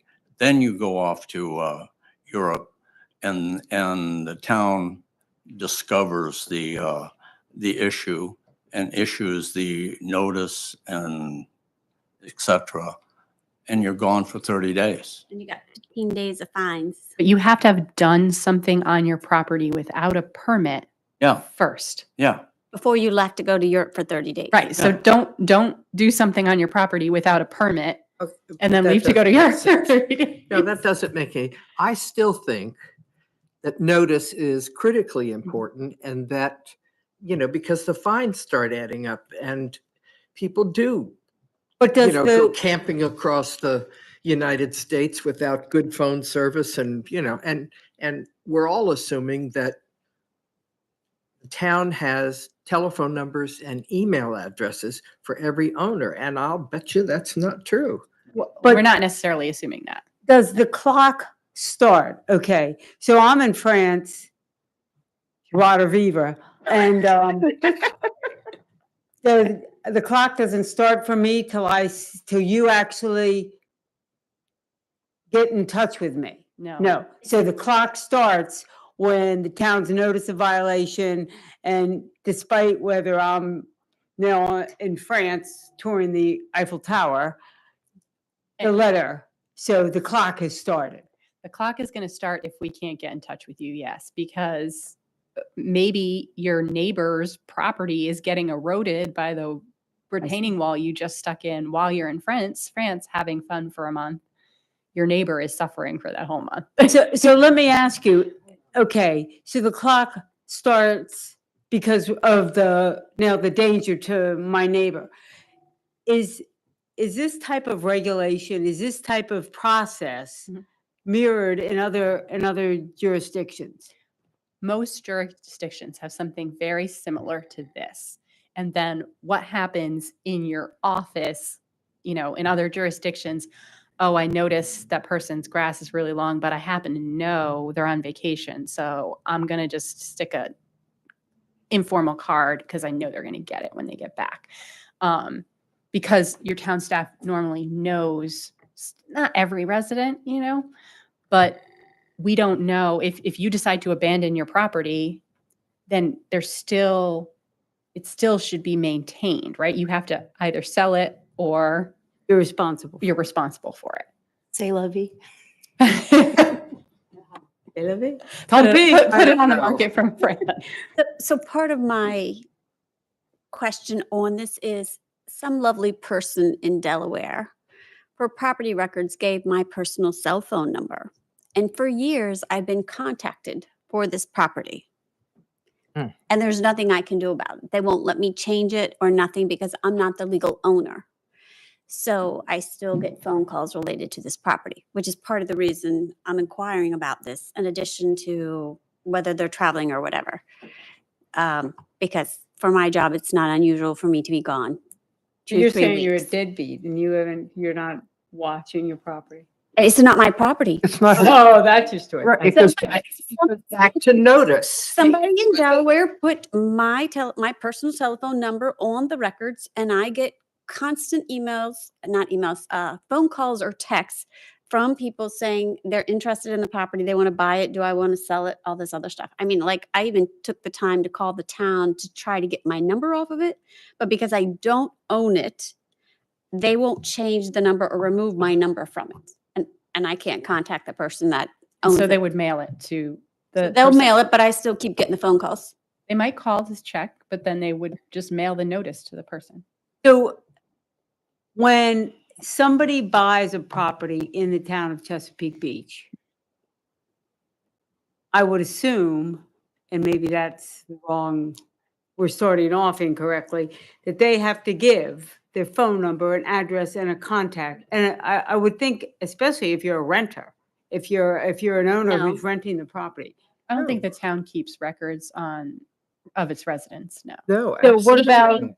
They- the no, deed to your property? Because I'm sure the Yeah, we, staff does a title search when they have an infraction and they look in the records, Correct. the legal records, yes, and that should that's reflect. where the information comes from.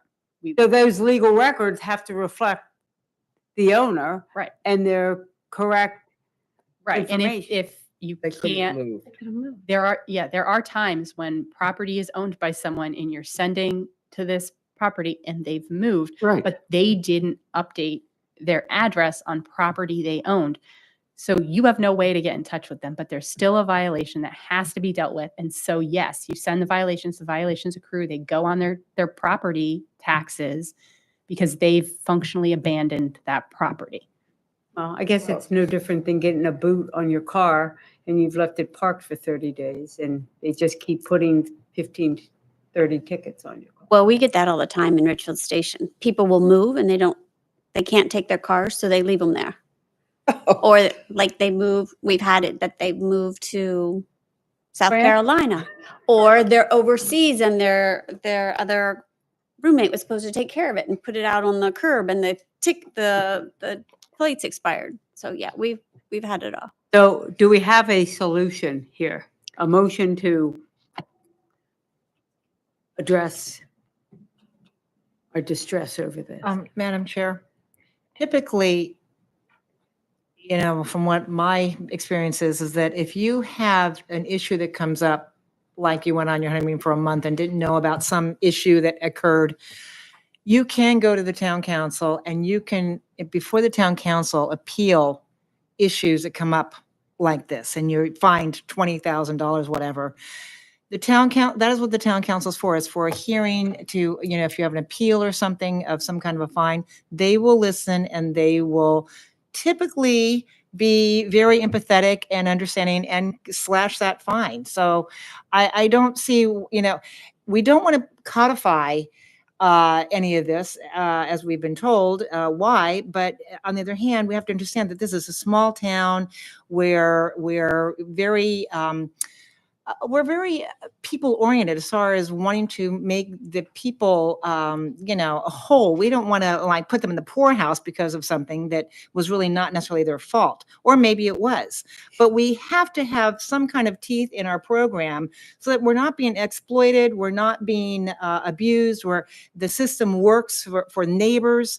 And if, a lot of us own rental properties, we make sure we know the neighbors have our information. And if something happens, they can get a hold of us. And, you hope to promote a community of educated and informed and logical people that work with each other. And I think that's what we have here. So I don't think we can worry about, oh my gosh, 30 days, whatever. It seems to have worked. And if you go into a lot of other jurisdictions, I've been researching this a lot, even today, most everybody has this 15-30 thing going, and it seems to work because if you do become loosey-goosey, but if you do this, it's really 45 days. But if you do that, it's really 80 days. Well, you can't keep doing that. You just have to say, it's got to be this. You got to abide by that. Those are the rules. And if you have a problem, go to the town council and appeal your issue. And there's that. Or go to, Holly. She's a wonderful administrator. She would be glad to hear your problem. So there's that. Well, all I can say is that you're correct in the fact of, I was at the town council meeting last Thursday as Commissioner Griezmann was being, did I pronounce it correctly? Still no. Okay, say it again. Mary Sue. It's Greisman. Greisman. Greisman. Greisman with an I, long I. Yeah, right, even though it's EI. This is, As in Christman. exactly, yeah. Greisman. Greisman. Okay, I was at the town council for Commissioner Greisman, and that's exactly what happened. Somebody up in Richfield Station I'll tell you, lots going on up there. They are speeding to beat the band up there, and it's just a matter of time before a small child, not in France, is going to get crushed by a vehicle. But so anyway, but the town council listened to several very concerned and distressed residents of Richfield Station and their concern for the speeding that's rampant up in Richfield Station, and they were going to immediately address that and make a plan, whether it's cameras, whether it's greater presence by the sheriffs, which didn't seem to really have a negative impact. But anyway, but that, to your point, that is correct. So I think if you have a motion, let's have a motion, and then I think we've discussed this as an item. Done a lot of motions. Does anybody else want to make a motion? Anybody? I can make a motion if you'd like. I will move. That we adopt the fines and violation, let's see here. How do we entitle that? Violations and penalties? Is that how we adopt? That we adopt the violations and penalties As written. as written. Do I have a second? The changes that. Well, including the changes that were brought forth with the numeration. Do I have a second? I'll second. All in favor? Aye. Aye. All opposed? Nay. Wow. Okay, there's that. Any more discussion allowed or no? All right.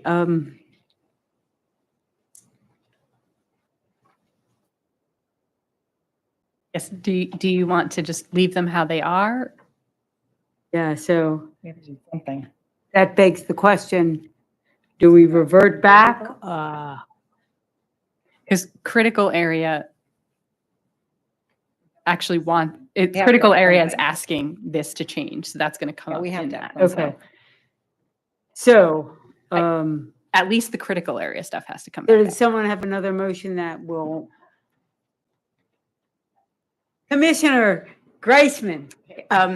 This is just preliminary thought. In order to make the motion, and I'm not great with all this procedural stuff yet, but could there not be maybe a two-tier notification? If something is causing imminent danger to health or safety, it could be the 15 and the 30. Otherwise, could it not be 30 and 45 perhaps? Yes, I think that could, but who determines the danger? The city, right. If all of a sudden something's, flooding or something's The same happening. person that determines the 15 or 30 days, Yes. Right. The planner is, She's, Making faces because health and safety, I'm just right, is very, vague and broad and, right, objective. right. right. Possibly being exploited. Well, not even possibly being, that's not even where I was going is if I say, or Administrator Wall says, hey, this is a health and safety, that could be there could be an argument, it's not health and safety. Right. And safety of what? The Objective. so. I mean, if there's if there's a fire, that's not subjective. There's certain things that we know are demonstratively not gray areas. Well, I also agree that some can be. I would be okay if we added additional time. That's the only objection I have, is that in the real world, I don't know how people can actually, I think to the extent that these issues arise, there'll be I think it's a little unfair, the timing. So do you have a motion with different days? I would be comfortable if we changed the timing. 15 and 30 at this juncture. I would be comfortable with 30 to 60. How about 30 to 45? But it's You her throw in a motion. cup of It's coffee. her motion, yeah. If I want a cup of coffee, I'll do it now. I could amend it to 30, 30 to 45. It's your motion. Don't let the chair pressure you. Okay, all right. So, I'm going to Paris. that's right. Honeymoon. Paris on my honeymoon. Note to self, buy beret. Okay. Um, that's what- I'm going to stand by 30 to 60. Notice that they have to commence within 30 days and it has to be resolved within 60. All right, do we have a second for the motion? All in favor? Can I have a question first? So say that one more time. So they have to begin, wait, say that again. What is your motion? The motion is going to be to change the timing that is written on page So 4, 15 number would 4, turn to 30, and 30 would turn to 60. 30 would turn to 60. So the noticing would be, let me see. Correction or abatement of all violations within 30 days and/or fails to complete the correction or abatement of the violations within 60 days, then each day that that violation continues thereafter shall constitute a separate offense punishable by a fine as set forth in subsection C2. That's the motion. That is the motion. And does that apply to individuals as well as corporations and companies who have big, large site plans? And is that applying to, everybody across the board? Well, to me, it's applying to whatever this applied to. Where we had the discussion regarding, it's the only thing that is changing is the Right. days. Nothing is changing in terms of any other type of applicability.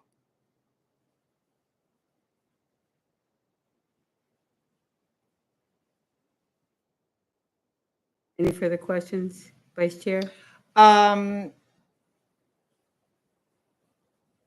So you would have up to 30 days to notify somebody.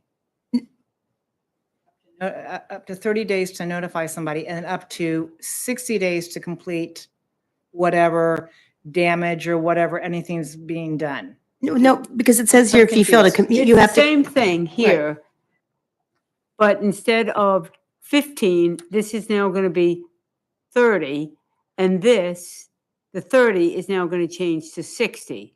So If a if a person is- person given a notice of a violation of critical area provisions of 290-17 and 290-18 fails to commence the correction or abatement of all violations within 30 days and/or fails to complete the correction or abatement of the violation within 60 days, then each day that the violation continues thereafter shall constitute a separate offense punishable by a fine as set forth in subsection C2. So if I have some kind of raw sewage pouring out into the bay from my whatever, or if I have something going on that is maybe not even, well, okay, let me just give another example. I'm just trying to think of some examples that could But- be.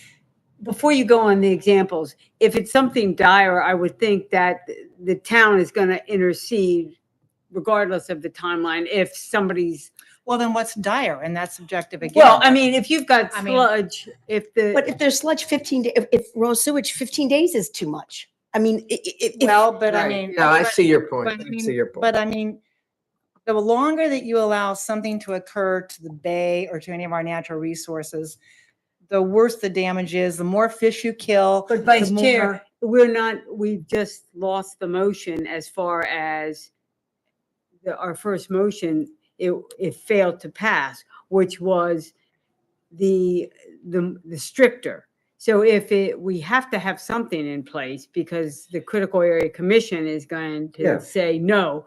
So the compromise or the Well, I'll tell you, okay. mitigation would be 30 So and are you 60. saying for both critical area and the non-critical this area? Or are you talking for? whatever this is applicable to, We're all I'm doing is changing just doubling the date. time.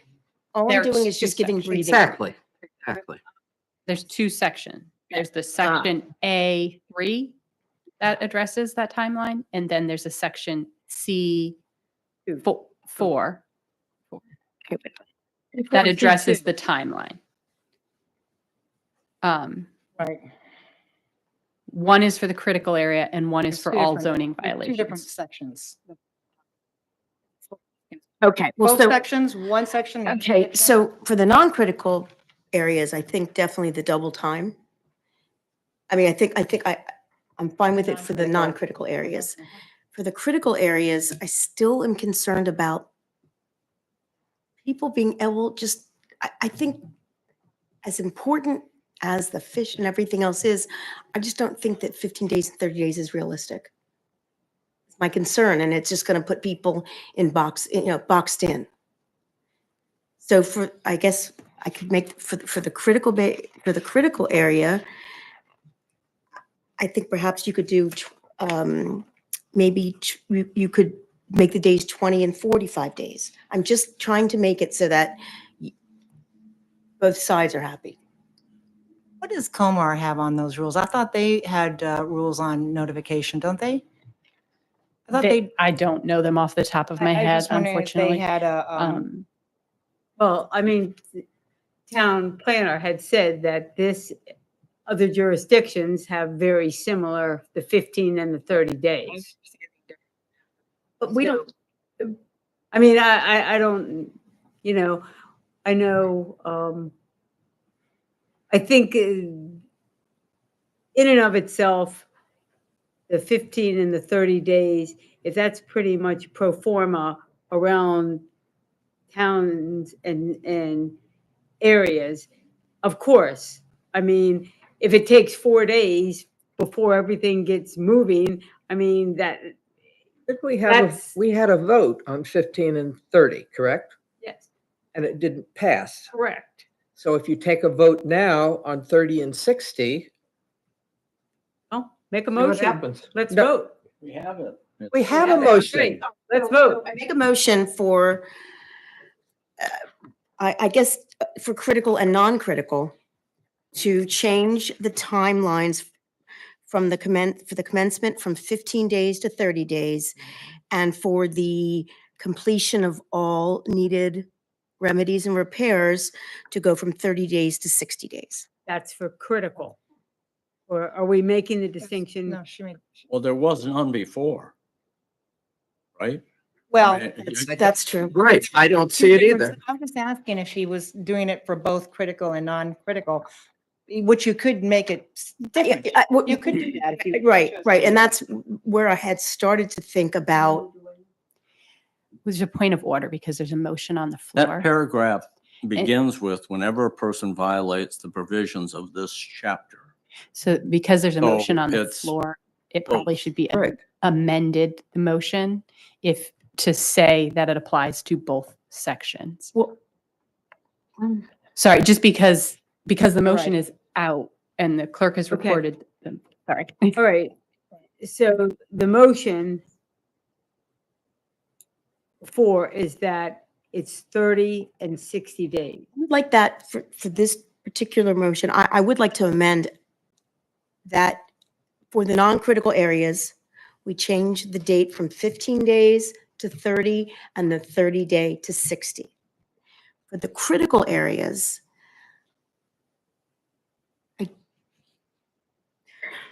I'm equivocating, Why would they be any different? because the need is more urgent. That's my only thing.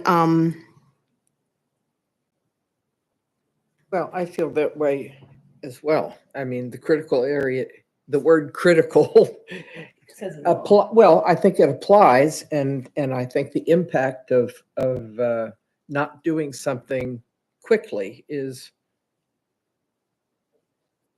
And then I would could be make, hazardous. and then, I don't know if it'd be a different motion or the same motion, but that for the critical area, we change the 15-day the commencement part to 20 days and the 30 days to 45. So it's still giving a little more breathing room, but showing the difference between So for the non-critical, critical. we're 30 to 60 days, and Yes. for the critical, we're 20 to 45. Yes. That is your motion. Painful as it was, yes. It is painful. Do we have a second for this? I'll second it. All in favor? Wait a minute, did you I'm want to? sorry? It's back to the point of order because the motion was amended Right. and seconded. But I think that motion's been amended So the again. amendment, okay, sorry. I just Yeah, and I seconded it, want to make sure that. the change. Okay. Sharon are you? Okay. Thank you, God Sharon. bless you. Save you from the fires of hell. Sorry, Irish blessing. Go ahead. All right, so we have a second. All in favor? All opposed? The motion passes. It's still the same day. Have you missed your flight to France? You're not kidding. Is it Or- time to end this? Okay, well, that, I'd like to make two motions. One is a motion to change it under critical area fines, paragraph C, add that small a and small b. And under 4, change it from capital A to capital C. All right, do we have a second? All in favor? Aye. Any opposed? All right, Thank The you, second Commissioner motion is to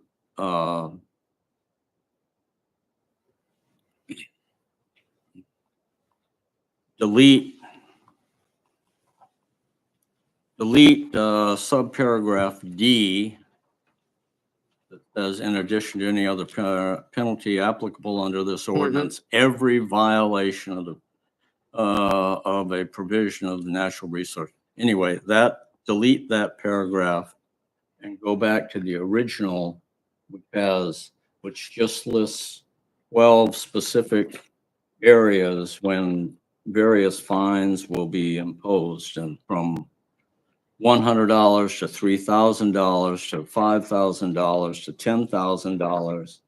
But their specificity here on which one gets what fine. we have a second. Commissioner Brown's motion. Can we have a discussion or do we need a Well, second? first we before- need a second. You have to have a second first. Well, for point of discussion, I will second it. You want the numbered specific violations and amounts put back in, Yeah, like as it was? yeah. Be as it removed. was.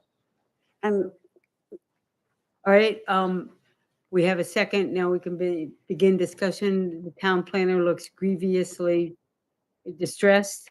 Because the 12 listed items contradict item 2.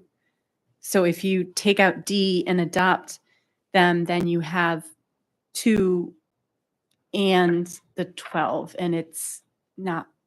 They're in Right. conflict. Is that what you're saying?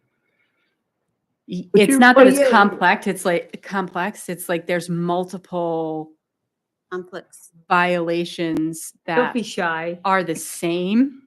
It's just because you're double fining violations and apply, it is complex, but it's also problematic because now you have not, anything smaller than 100 square feet is $500.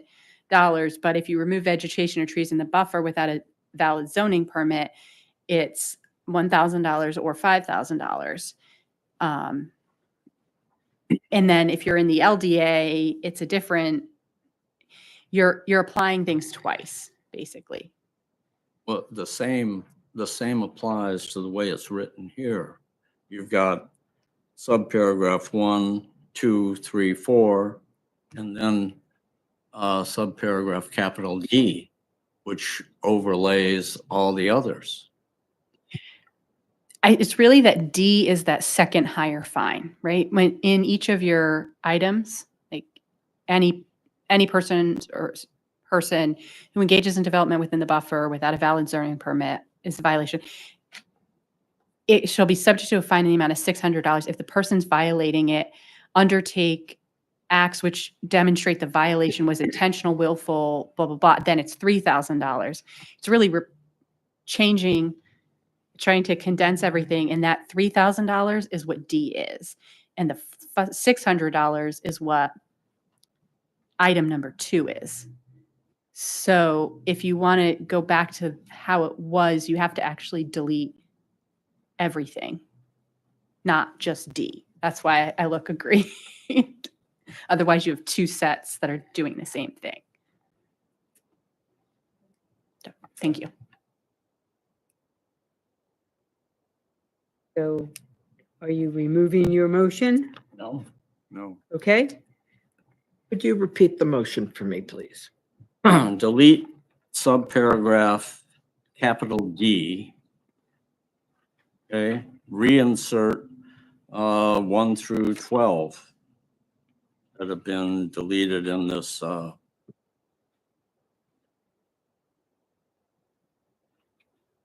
do we have a second? But be mindful, Oh, we had a second. before. okay, so the only thing I caution is before we vote is what the town planner said that they, Well, if I could, I'm sorry, I know what you said, but I don't see, perhaps you Where- could put in layman, other terms for us. The simplest way to put it is if you want to keep the 12 items, you Mhm. need to remove everything. You need to remove 1, 2, 3. You need to remove A and D. Why is there not an A? Weird. Okay. I'm not sure. There's something weird with the numbering here, but you need to remove everything that is in the all motion. caps. We need to rescind that past motion. So it's not, it's kind of an either or, because otherwise you're, double yes. skipping or, So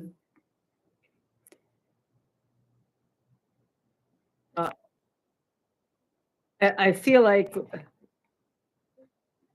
we go backwards. We spend a whole meeting determining something, and then the next meeting, we go back and revisit it and say no. But question, please? yes, The bold, or the capitalized, I should say, came from us? It Which is what Kathleen just said, so I just want to make sure. yes. my So head's spinning. you gave me general direction Mhm. regarding like the area of the violation and the fines, and asked me to combine that with the model ordinance from critical area to present language to you. And that's what all the caps is.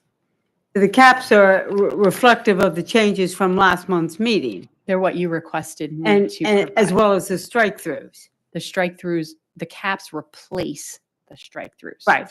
So The you can't have strike-throughs them were both. removed, the Right. caps were added at our direction to you.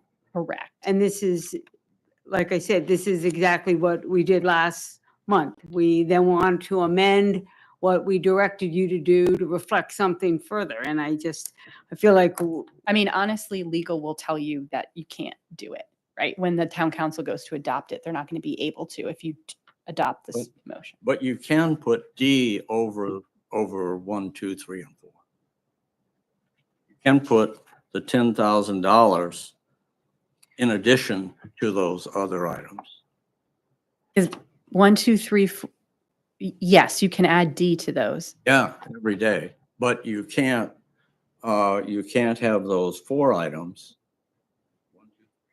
Mhm. And these additional 12. They're not additional. The 4 items replace the 12 items. So I know it's- that's what you did, but I'm saying you can't overlay as you did with D, subparagraph capital D, overlay that on top of those 4 items. Yes, D is the second piece of those items. Each of the items has 2 fines in it, each of the 12 items. The first fine is what you find under number 2. And the second fine is D. Yeah, you Yes. overlaid one over the other. But if you, right, so that's So why, you can't overlay these 12, which are specific and identifiable individually to a specific violation, kind of violation, over the 4 items, 1, 2, 3, and 4. because they overlap, they refer to this, so that it's specifically, I guess, C and D, right? C and D Right. are violations, C, D, and E are violations that are addressed in 1 through 12. So you're now saying there's 2 violations for one, Instance. correct? Infraction. That's why you can't have both exist. It's kind of either one or the other. We discussed this and determined this last month when he wasn't here. That is right. That's right.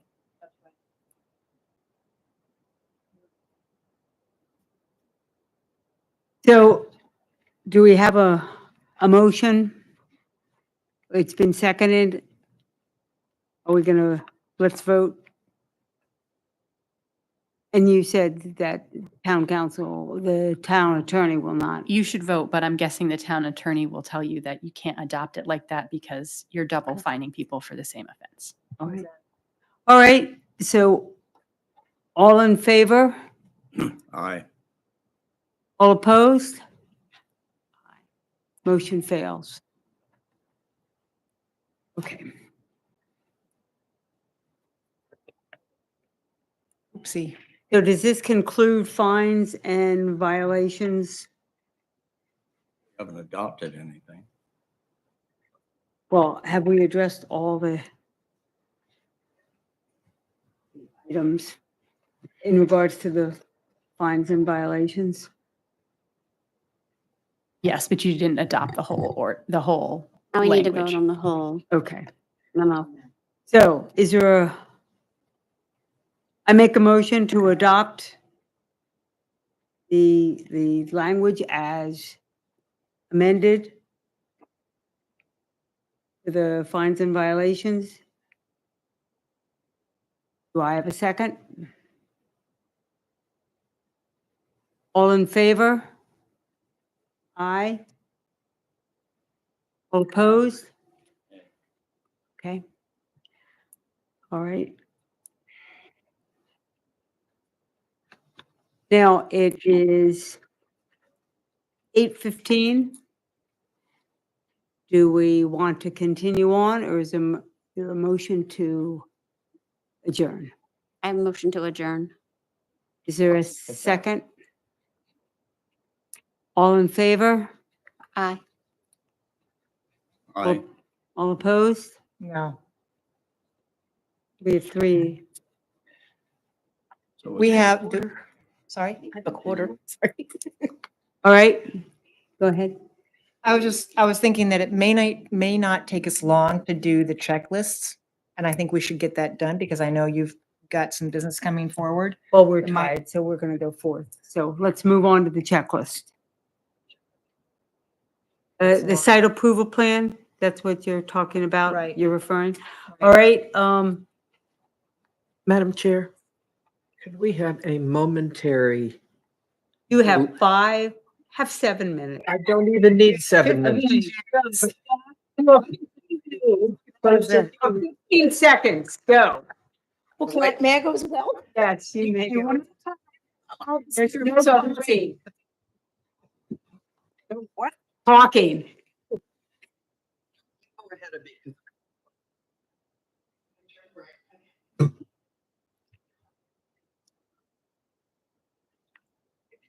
So I'm not going to make my 8:30 meeting. You schedule an 8:30 meeting night of a planning and zoning? Have you learned nothing? But- Put in all the changes you guys recommended. Really. In theory, that is. Yeah, you're a smart woman. What do you think? Look, I tried to do it before and it didn't work out. Okay, so now do we have this down? I think that was last month. You did that. Look, Yeah. I try. You have summer to go. I know. And it's fresh and it's waiting for me. I'm sorry. Oh my God. Dog home. Goodbye. On our honeymoon.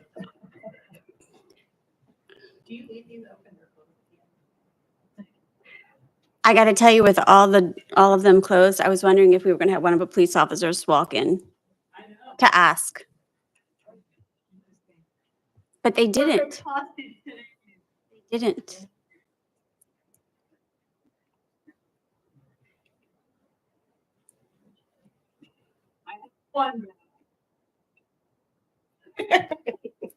I didn't even have to drop her. Does anybody want a Werther's candy?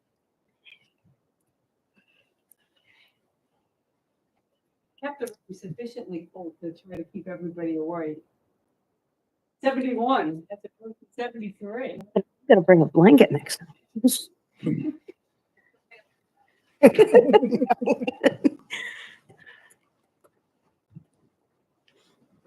Is this site plan checklist replacing Oh. section 290-24? Is this the, no, it's not this one. Can I answer that while you're on recess? Yeah, I mean. It's not this one. It's not the signage. Oh, it is. Oh, I see it. I got it. I did. Thank you. So I have it. Thank you.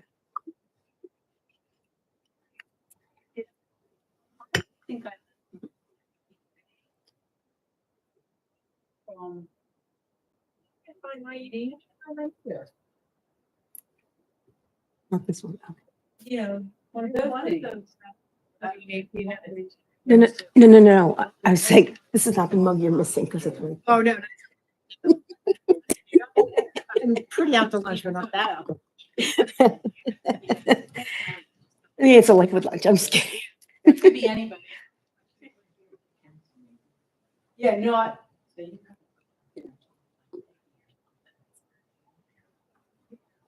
Yes, no, I think I left it. What should have your name on it, Congressman?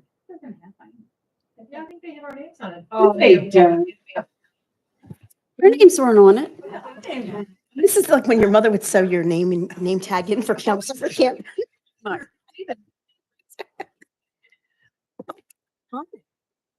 Thank you. Since we're all back, Did you say?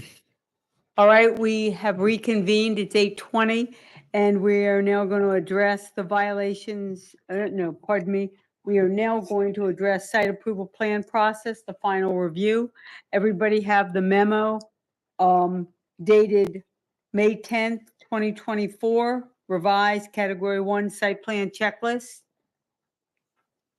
Has everybody had an opportunity to read it?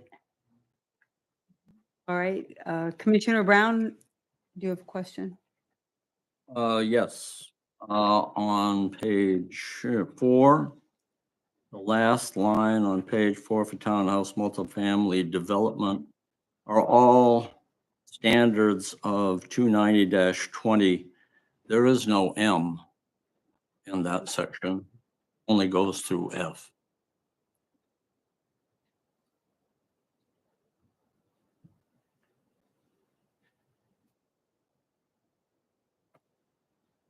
Okay.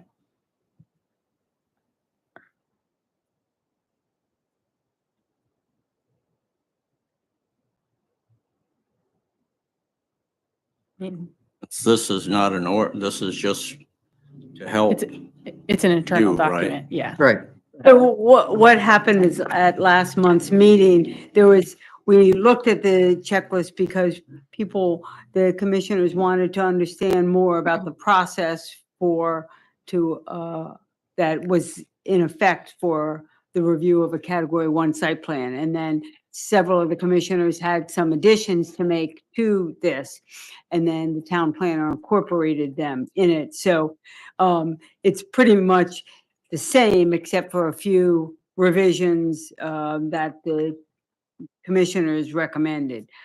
Okay, and on the next page, 5, So have we found out about your first item on page 4?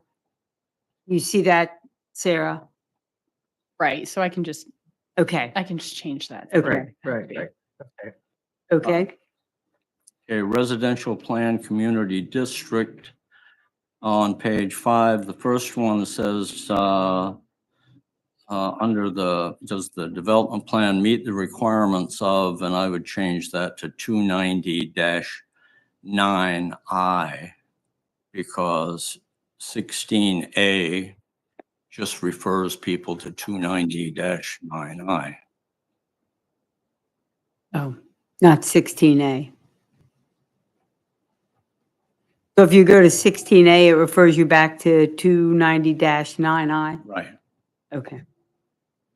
You see that? Yeah, I'm looking. Yeah, at- top of the page. I see where it is. I'm just going to it in the code.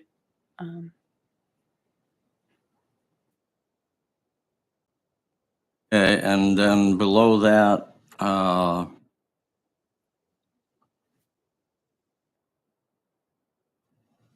I would leave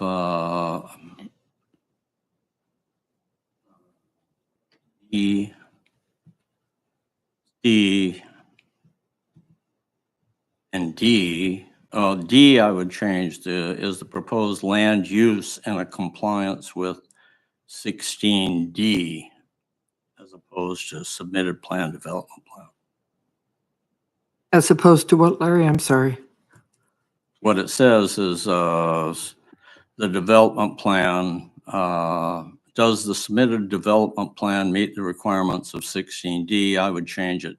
Is the proposed land use in compliance with 16D? That's the title of 16D, land use.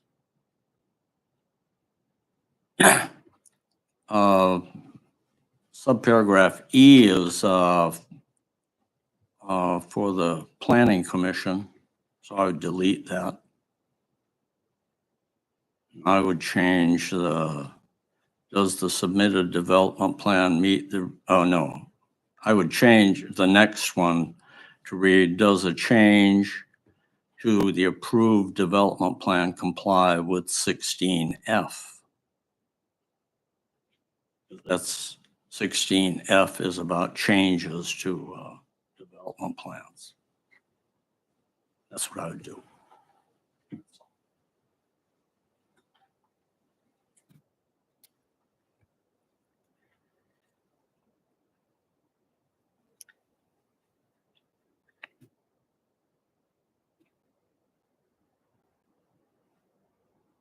So you're referencing different sections. I started by saying 16B through, just change the first one to, does the submitted development plan meet the requirements of 16B through 16F? But then I looked at them and I saw that C is the same, but D is different, land use. E is for the planning commission, so it doesn't really go there. This is for an individual, whether his development plan meets the requirements, and he can't tell whether the planning commission is going to do it. So I would leave that out. And E's, you said a development plan?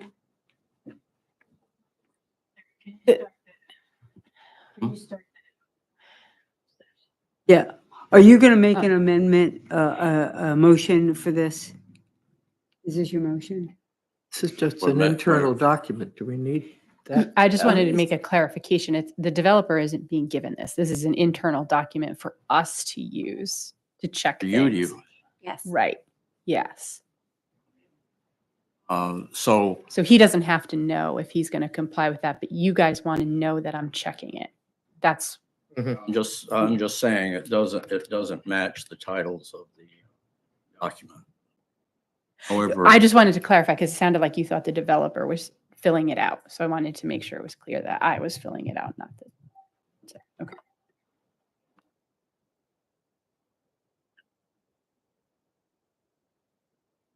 So is your point, Sarah, that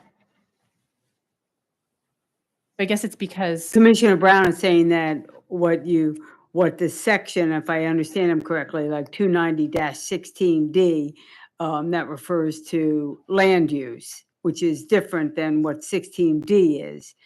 But you are reviewing this document internally and you know what the citations are for.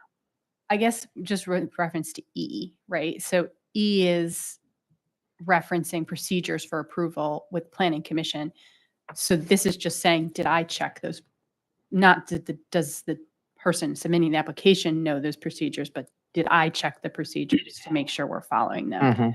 Then The other why- ones were added by, I think Commissioner Blackwelder last time, and were, I think you voted to include them. So you guys would have to. So why not just say compliance with 290-16B through F? And that's essentially what you say down here on growth allocation, 290-18 compliance. Because the motion was made last time to do this individually, and I did what I was directed to by the motion. So this is one of the, again, this is a case where we, town planner shared with us her process and her checklist that she uses in the approval for a category 1 site plan. And then the commissioners offered additional items they wanted cited and included. So then the town planner has revised this in regards to what the commission recommended. And so I think, my understanding is that the town planner using this internal document understands what they're asking, what they're looking for. But for us, who see the checklist,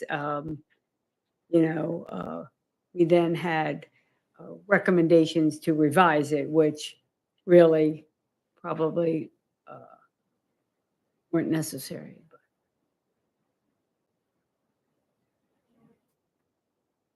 Vice Chair? Oh, I just wanted to, if Commissioner Brown has completed his. Yeah, I'm done. I would like you to add, and I don't see it anywhere on here, about trash facilities.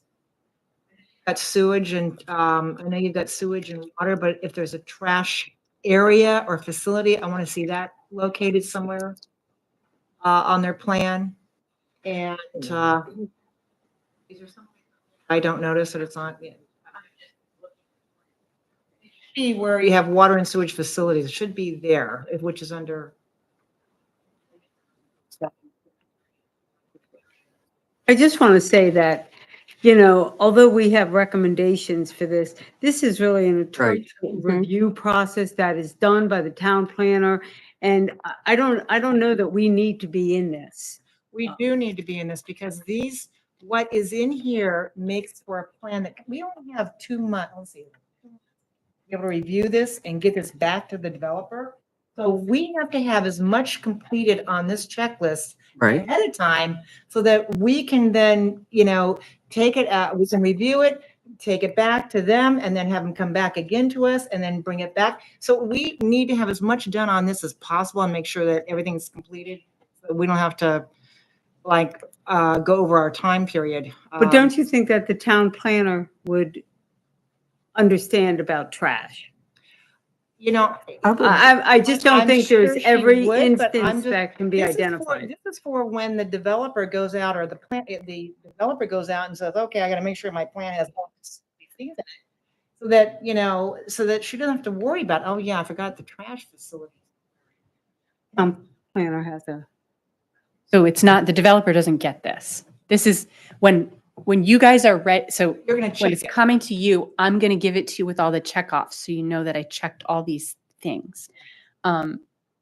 there's a section on location of outdoor storage, and I've just put including trash facilities in it. What page, please? It's on page 3 at the top under a detailed drawing showing. I mean, that's outdoor. Oh, storage. gotcha. So, but it's not, this is for you guys to see when you're getting the plan, you can see that I checked can all see these that- things already. And That's then all that on, is. under RPC, you've got, is it affirmed that the HOA president, if the development is in or just an HOA has been notified? Be reworded, because I think what we meant to say is something to the effect that then the HOA president was notified that's the adjacent property, to the property being developed. But it doesn't say that. So I just think it has to be reworded. You see what I'm saying? So we can make that a little clearer. But again, my point is, we are revisiting this again. This is a bad formula that we are doing. Everybody has Every- a checklist, though. But we don't need to see the checklist. We are in the weeds over this. The town planner briefed us so we understood in general what the site plan category 1 review is. We went through this last week and now we're doing more additions, and we can't keep doing this. We don't go forward.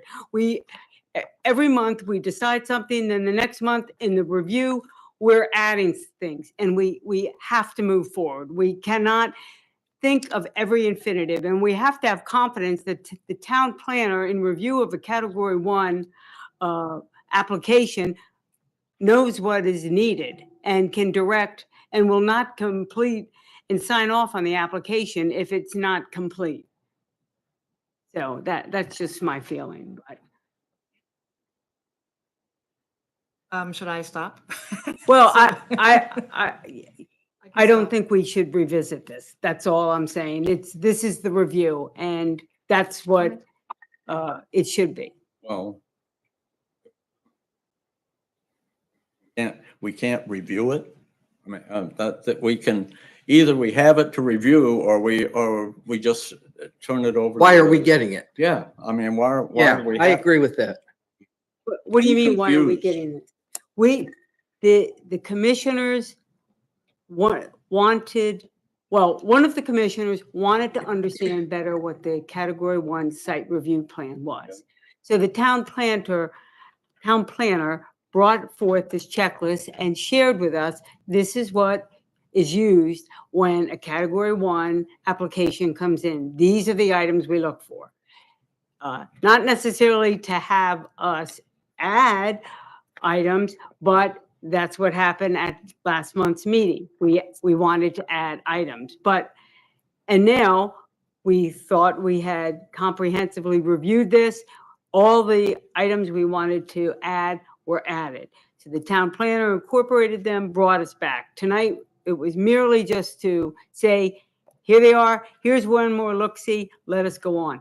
But my point is, this is an internal document. It was for us to understand the process, not necessarily weigh in on this. If the application is not complete, it's not coming to us as the, and I don't believe it's going to save us steps. If the town planner reviews the category site plan, there are also other people who review this site plan with the town planner.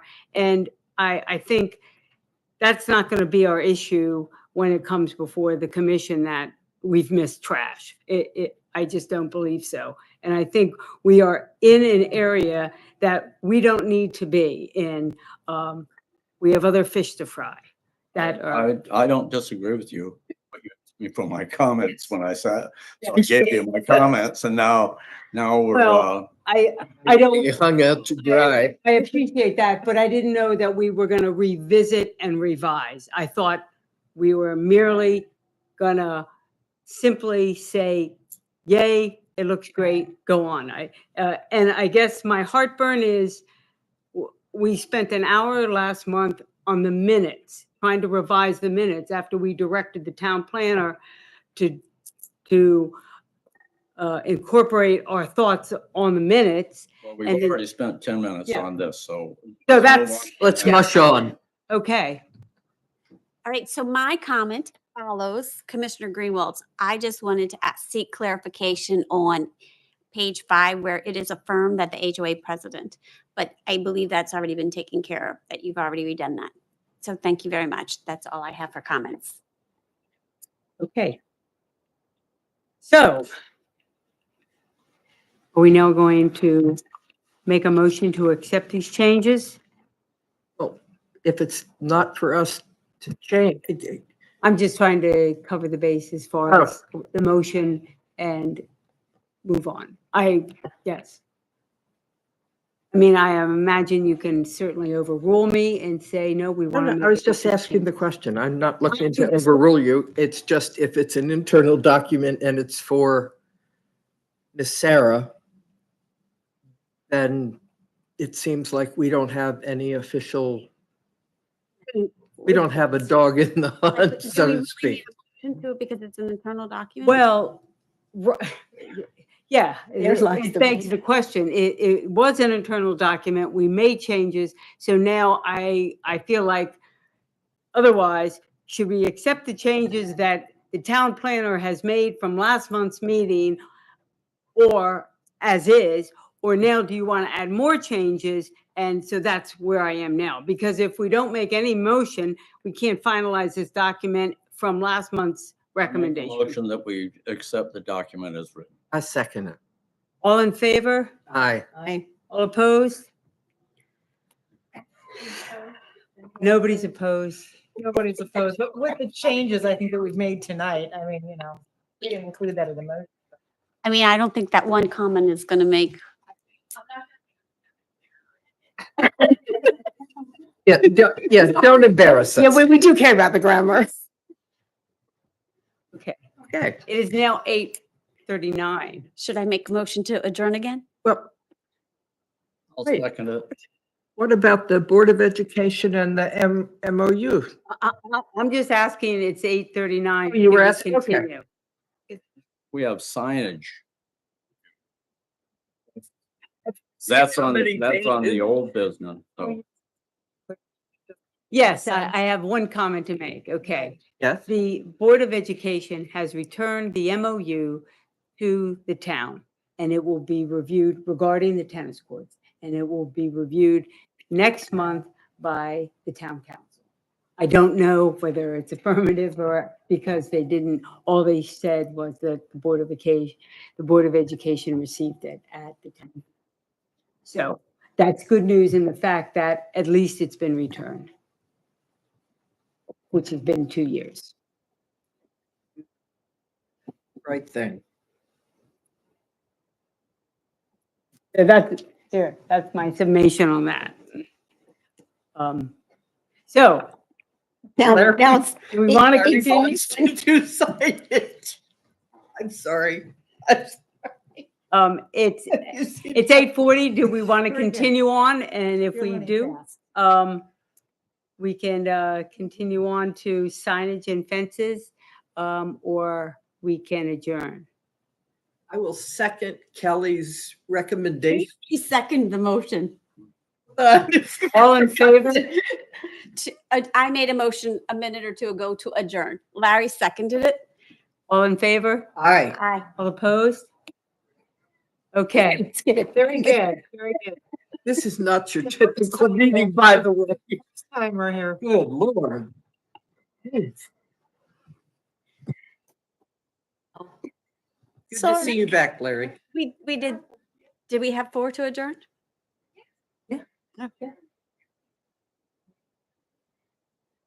Yeah, we're adjourned. I only live 2 minutes away, so it's easy for me. But if I lived I used to live in the Willows, and that would be that'd be like. Larry, it is nice to have you back. Yes, it does. We're gonna look, we did